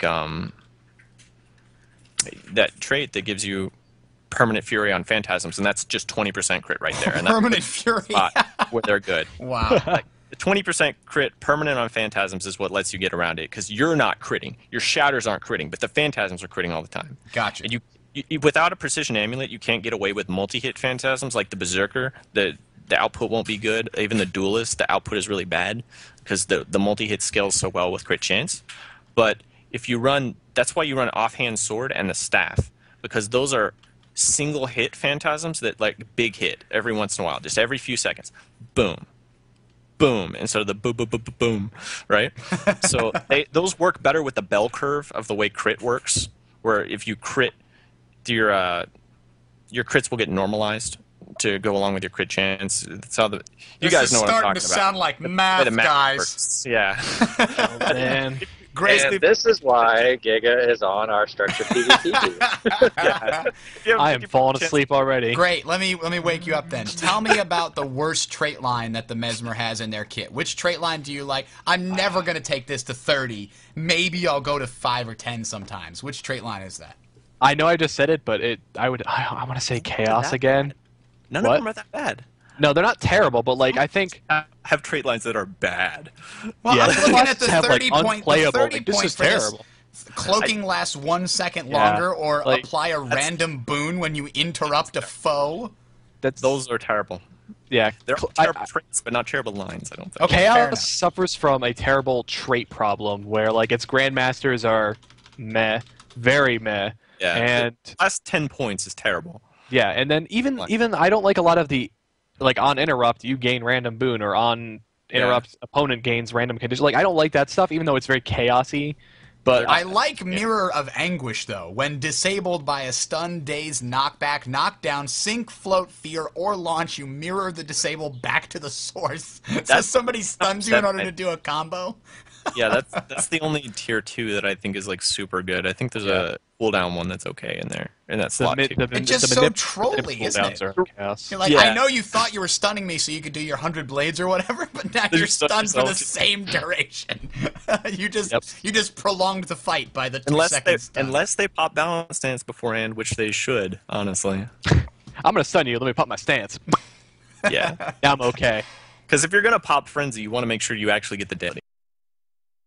Right. Fair enough. But the reason I don't want to rag on Chaos too much is because I feel like there's a connection between the staff and 15 points in Chaos. That's just, those two are a package deal. You go 15. If you take a staff, you bring 15 points in Chaos. If you take 15 points in Chaos, you got to bring a staff. It's just they come together because that 15-point minor that gives you 2 seconds of protection every time regen is applied to you, and the staff applies Chaos Armor on the number 4 skill, which means that every time you get hit, you have a chance to get regen. It's like a 50% chance and a 50% chance to get swiftness. So that's a lot of extra protection. That's nice. Yeah, if you get hit, you have boon duration to where that is up to like a 4-second duration each time. Or 3 seconds, yeah. I think it's a 3 or 4 seconds it gets up there. Oh, and the chaotic dampening. And the big thing is when they hit you with like a multi-hit ability, they hit you with, you get hit by a duelist. If I see a duelist is targeting me, I pop that skill, I know I'm going to have protection for like the rest of the fight. It's the same thing if I'm getting hit by a shortbow ranger is the worst, because shortbow ranger is like a lot of really small damage hits, like super, super fast. Like it attacks like at a ridiculous rate. It's a freaking bullet hose of a shortbow. Yep. And that they will kill themselves with just the chaos armor. And then that's fantastic. Oh man, that's amazing. And then you can apply chaos armor with the leap finisher as well, which combos off any ethereal field you bring, and the staff has an ethereal field on number 5. You can effectively give yourself like 10 seconds of chaos armor just through combo and your ability alone, right? Yeah.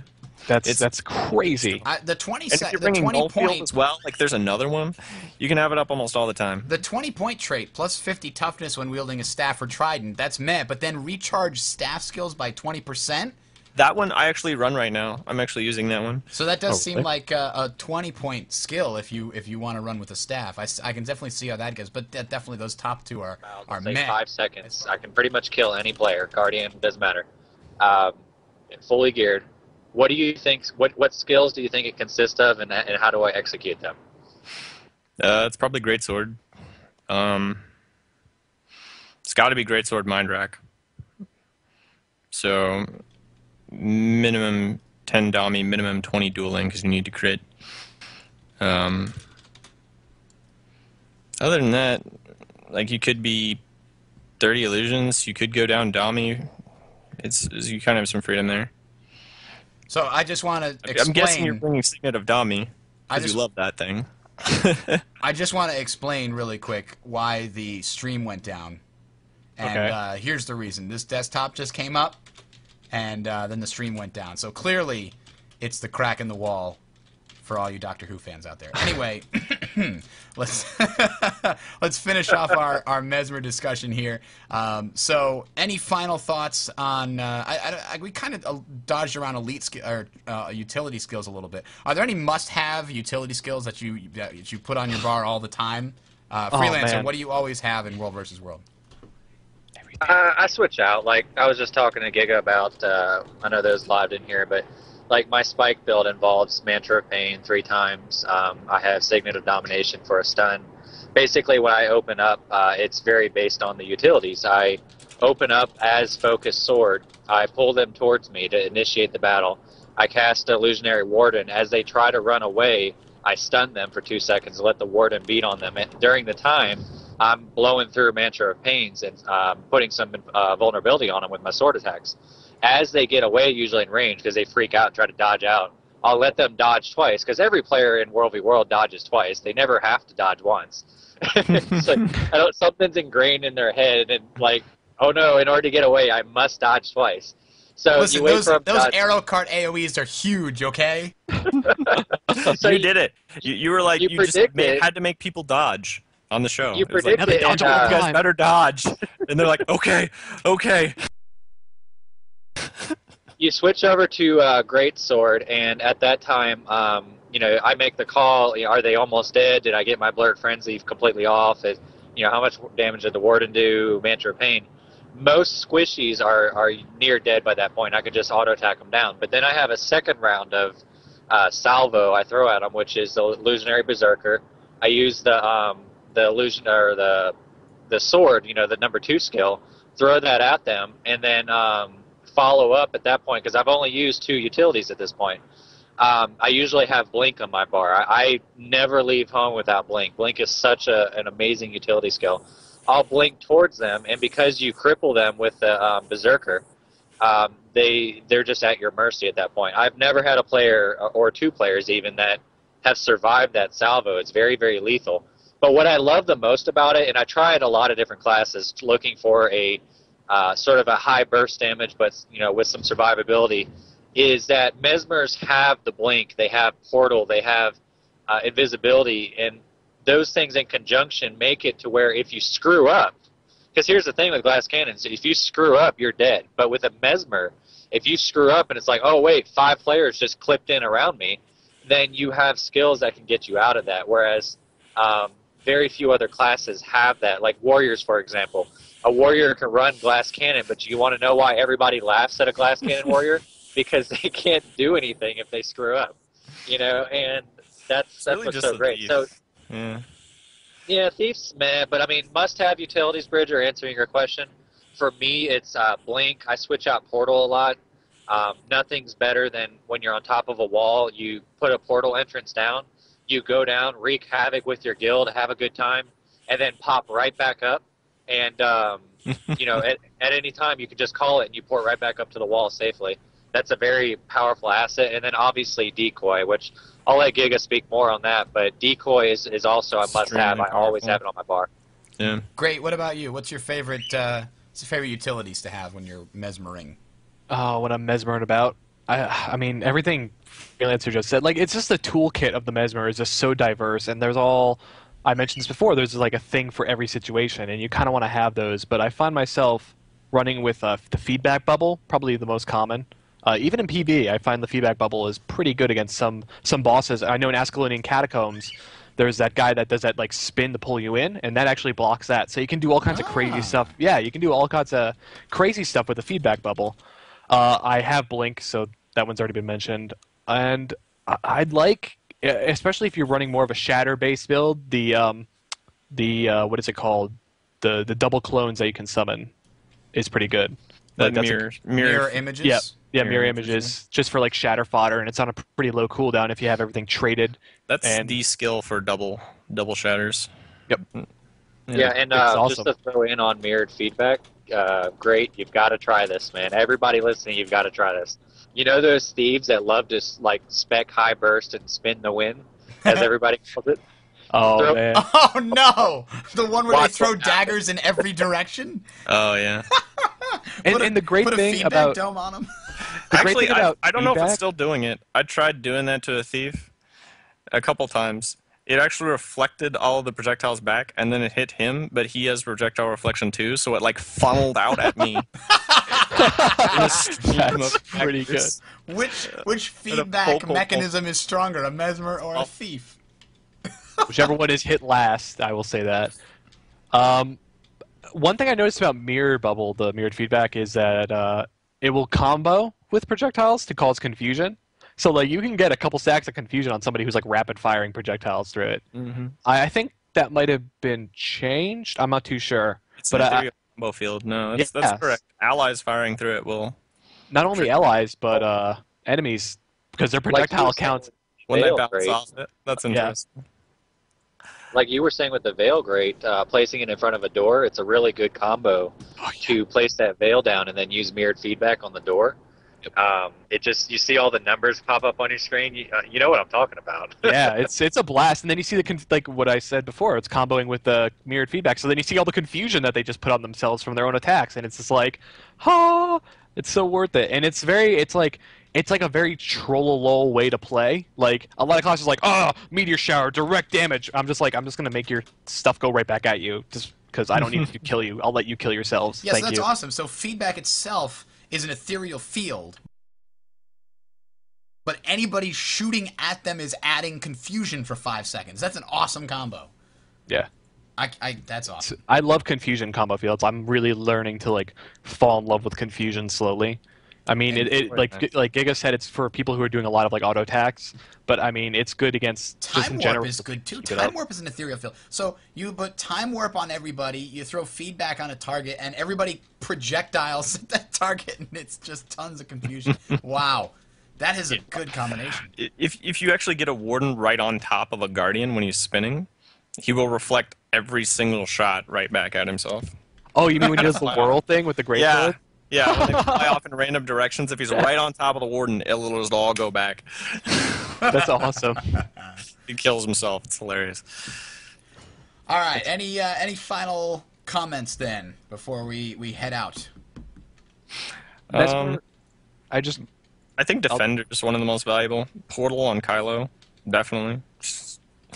Portal in general is an extremely powerful skill. One question, Bridger. Why do you think Mesmer is one of the least played classes in the game?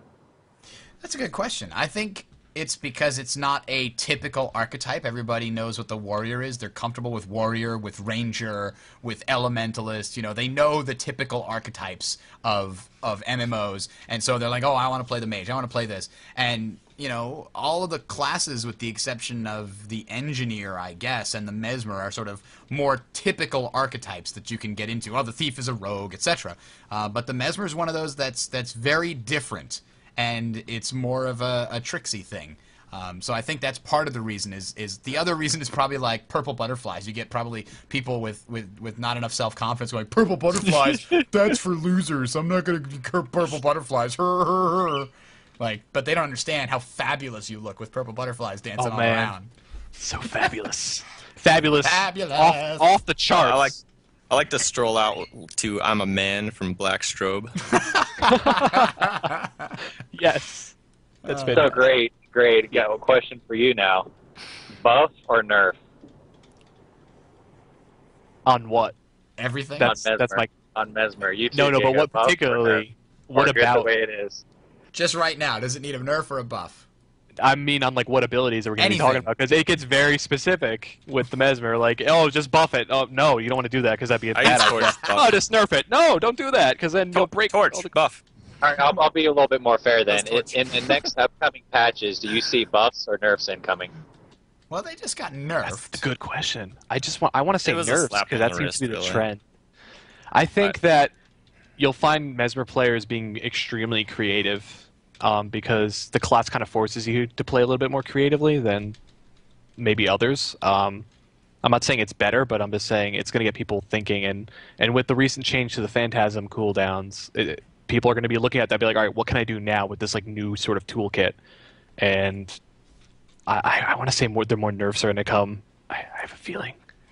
I have a feeling there's some really powerful things that the Mesmer can do that nobody else can do. Like the kind of utility that the portals can bring to World versus World, no other class brings that. The kind of thing that you were describing to me today about the sort of new ability that the Into the Void thing of Temporal Curtain just pulls people off the wall in mass groups.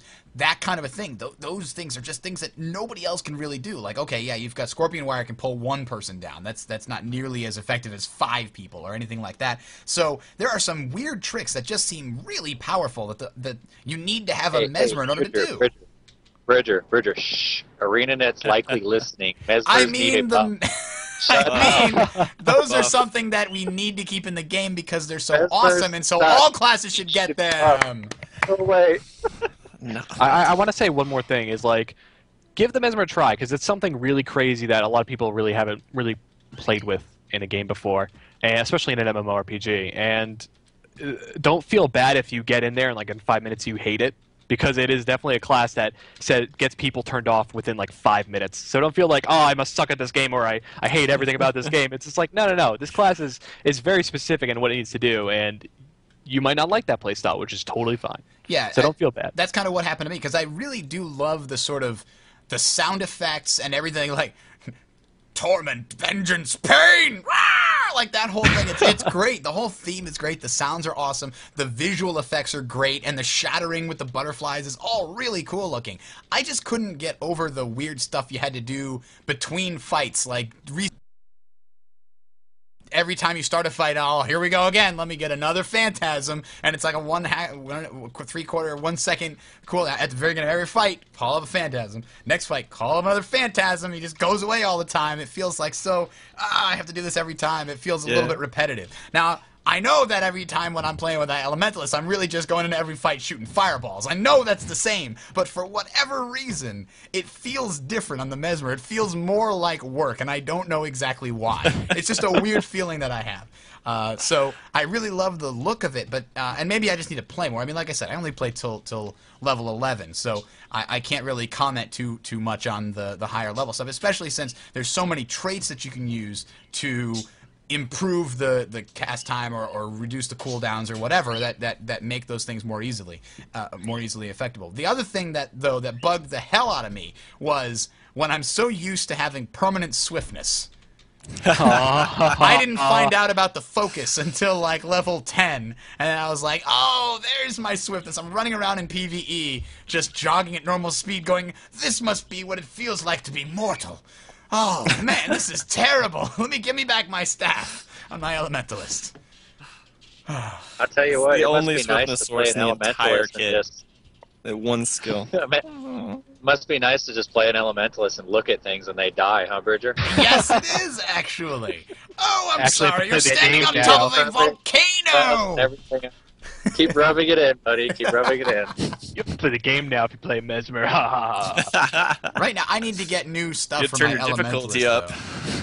Oh, I need yeah. to get new stuff because I've got a conditioned damage drills, which works really well in PvE, but not so well in World vs. World. I don't know about you guys, and I know Freelancer, you're kind of exempted from this, but I can't play any other profession, to be honest. Like, I really just went hard with Mesmer, and I really like the way it plays, and like I go to other professions saying like, oh, let me try this out, and I'm like, oh, it's fun, but it's not. It can't do what the Mesmer can do. But at least you guys understand the pain of the Elementalist dying in 2 seconds, because I'm pretty sure you guys have the same issues, right? I don't understand that at all. What? Every Elementalist in SPVP is a friggin' beast mode tank. Oh, well, whatever. They never die. Hey, Giga, just say poof, decoy, and we're gone. So It's like, oh, here comes the Ellie. Portal and decoy, I'm gone. Yeah.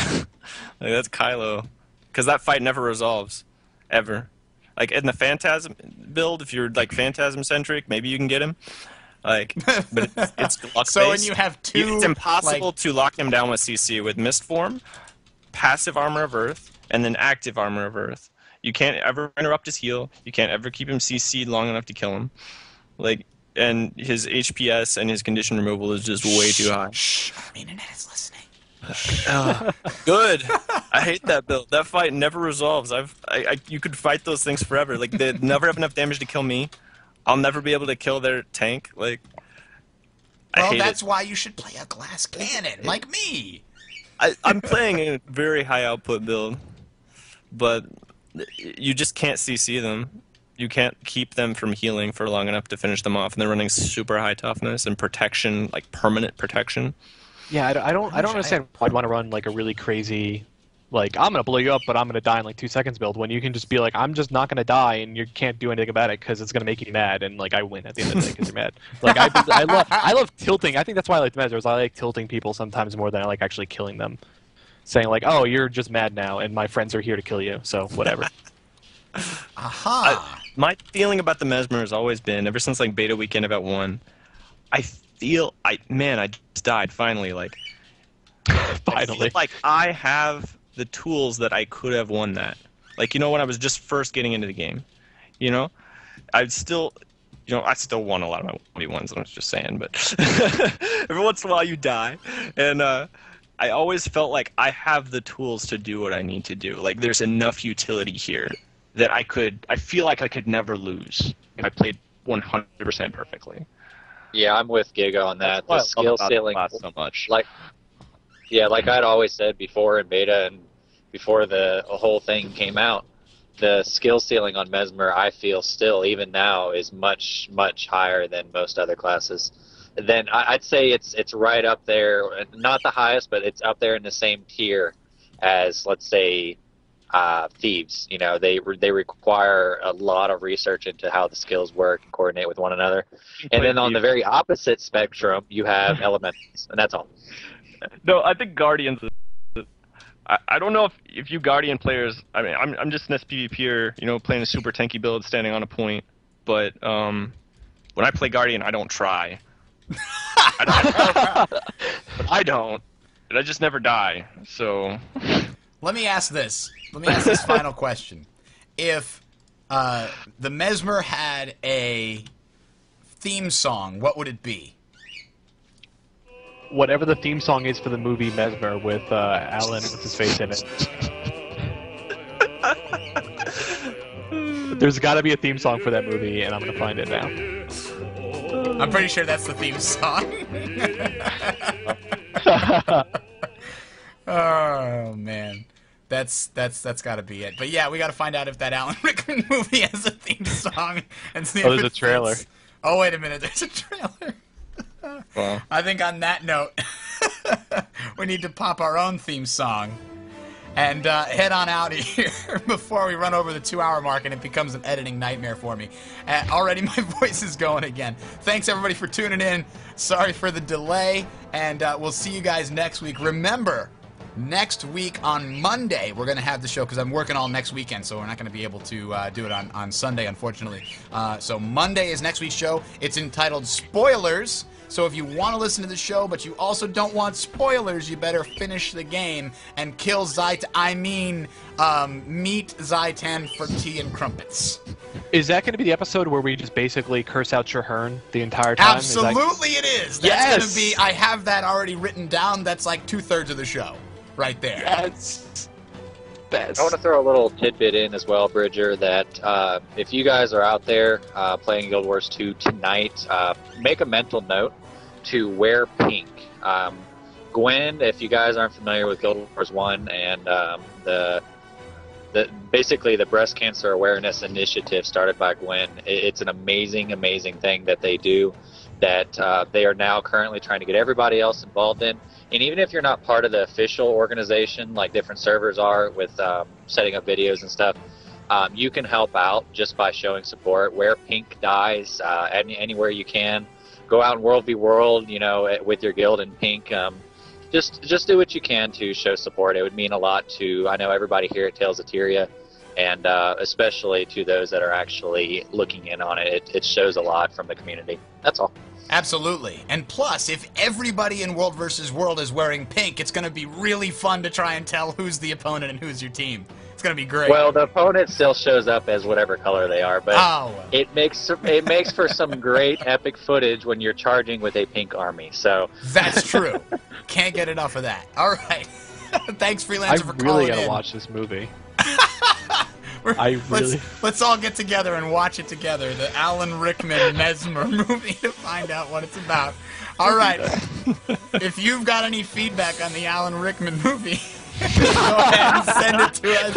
feedback@talesoftyria.com. Or maybe if you have any suggestions for future shows or any comments on this one.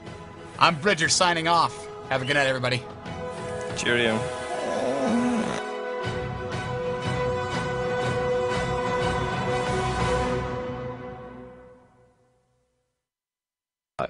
Oh, man. I was going to put The Mentalist up there for this week's show, too, until I found Alan Rickman. That was beautiful. Oh, man.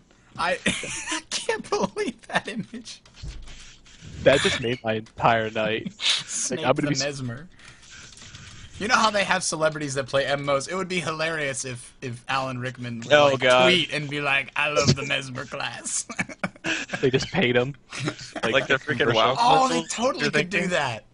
Why wasn't he in that stupid cinematic that they made? Like, why did they do the Why wasn't research he on this walking one? on coals? Like, I'm Yeah. a Mesmer. That's I'm why a I can Mesmer. walk on fire. I thought that was a commercial for the Secret World until like Yeah. the very end. Oh yeah. I got That is addicted to a new TV show, Bridger. I don't know if you've watched it or not watched it, but Sons of Anarchy. Have you ever heard of that one? That is about a biker gang, if I'm not mistaken. I've Yes, heard that. people tell me to watch it as well. Yeah, it's I don't know. It was one of those like, well, we've already watched everything else. Let's take a look. And I don't know. I just got absorbed into it. And like 2 weeks ago, I started season 1, and now I'm already getting into season 4. So I figured Is I'd that throw like- it out there to all the other buffs that haven't seen it. I heard, I think somebody else recommended that to me as well. So what's the feel of the show? Is it like a drama? Is it like just sort of the story of what's going on here? It's basically it's sort of a drama. I guess it'd be the classification of it, but it's done in a very smart way, and I think that's why it's picking up so much popularity. It's not one of those stagnant Law and Order type dramas. Bum, bum. I mean, I just couldn't get into it because it's the same thing every day. It's like, oh, I wonder if this is the killer. Well, we've been introduced to 3 new characters. Which one of them is going to jail? I have to read this description on this YouTube video I found of Alan Rickman and the Mesmer. The YouTube uploader says, quote, "I'd like to show my video with Alan Rickman. It's a video about one of his best films of this actor's career, The Mesmer. This is a really amazing story with one of my favorite songs by Celine Dion. Good watching." Oh my god. Well then, it very well might be. What was it, 1994 that we found? I think that was it. Yeah, 94. What could make this better? Celine Dion, obviously. Somebody's throwing Dexter out there. Has anybody else been watching Doctor Who and been very disappointed by it? I'm watching that show for the first time, and I am on season 2. Okay, now. you've got a lot of good episodes to go. Apparently, I've hit one of the best doctors yet. Yes. So, Tennant like, is awesome. I am enjoying the erratic nature of this guy. I want to compared have to his the I first- haven't- man babies.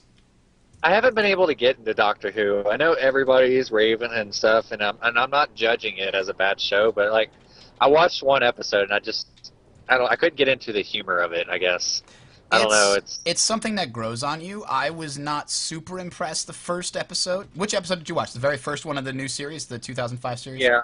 No, I watched like first one of season 1 just to see what it was. The Right. pilot. I'm talking about the new series as opposed to the one that went on in the 60s and 70s and 80s. Right. Right. Yeah. The pilot, the one called Rose. That was you're right. I had very unconfirmed feelings after that. I was like, yeah, I don't know. It seems interesting, but to be honest, I decided to keep going, and I'm very glad I did. And But hey. Walking Dead coming Meh. soon. I think the game is so much better Yeah. than the TV series. I don't know you anymore, Bridger. It's Walking. I don't like zombie flicks. I really don't. There's too much gore. I have too much of a sympathy to like any characters getting like mutilated or attacked or scared. I just get like, man, I don't want to be like that. I don't want to go out like that. No, man. Bridger, can I at least get you to play the game? Like, could I make this happen? I've played Left 4 Dead. I don't mind zombie games. No, you gotta read. You gotta read like Max Brooks, Zombie Survival Guide. I've read World War Z. I really like World War Z. Oh no, Bridger! All right, no, promise me right now. It's a $4 book. Go get Zombie Survival Guide. I promise you, it'll be worth it. It's by the same guy. Yeah. So yeah, just That's you the gotta first read one. it. It's a must-have. It's like one of those. It's like playing Portal. Okay, you have I to see. do. Must be done.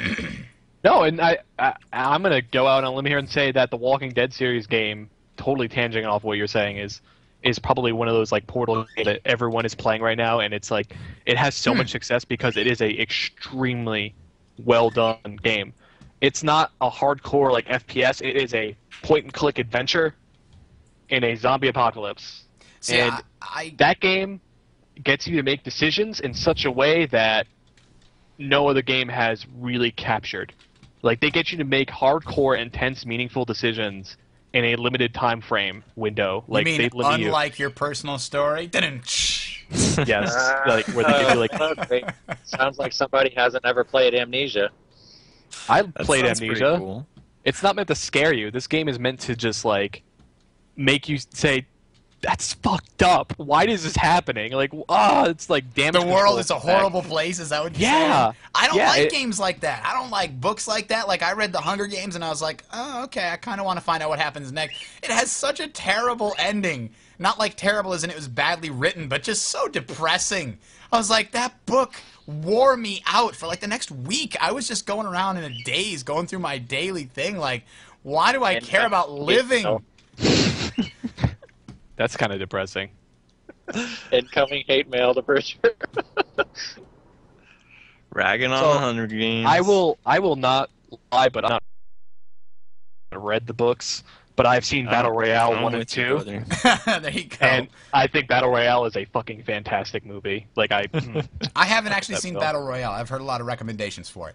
It is really and, good. And the Hunger Games movie was pretty well done. It seemed to be a decent adaptation of the book. The second and third book, though, it's the same thing with the Game of Thrones series. I just finished the fifth one, and I think we were talking about this. I'm done with it. I can't. There's only so many blows my poor brain can take when you just take so many of the characters that I like and then have horrible pummel them with terrible things with this bat made of terrible you what. things. Oh, Bridger, if you're looking for like another really good novel, there's a book called The Host by, I believe, Stephanie Meyer that did Twilight. And, whoa. this got real really fast. No. But pick up The Host and read that. I think you would enjoy that. And I know that they have a movie being developed a couple of years or 1 or 2 years from now for it. Mm-hmm. I'm not going to tell you what it's about. Just go look it up, look at the reviews, because people, when they hear Stephanie Meyer, they immediately get biased. So I'll just leave it at that. All right, I'll keep it in mind. Well, right now I'm listening to the Name of the Wind, Patrick Rothfuss, and Angie's liking that too. You like that? The Name of the Wind? She's really into that. I really like that. I think I talked about that before too. I'm also listening to the Honor Harrington series. I was kind of like, what are you making me listen to? This is so bizarre. That's why I made you listen to it, because it's awesome, and you wouldn't have listened to it otherwise. Because we listen to books in the car when we're going places, and it's cool. But I'm also listening to the Honor Harrington series. Anybody wants a really good space drama, that series is pretty good. But I highly recommend Peter Hamilton is a really good author for space opera, which I'm into right now. Man, I like space opera. That's like a genre of stuff that I just really enjoy when there's stuff for it. It's You really guys good. are really making me miss Firefly. Oh no, space western. Space western. Who puts those genres together? Nobody does that.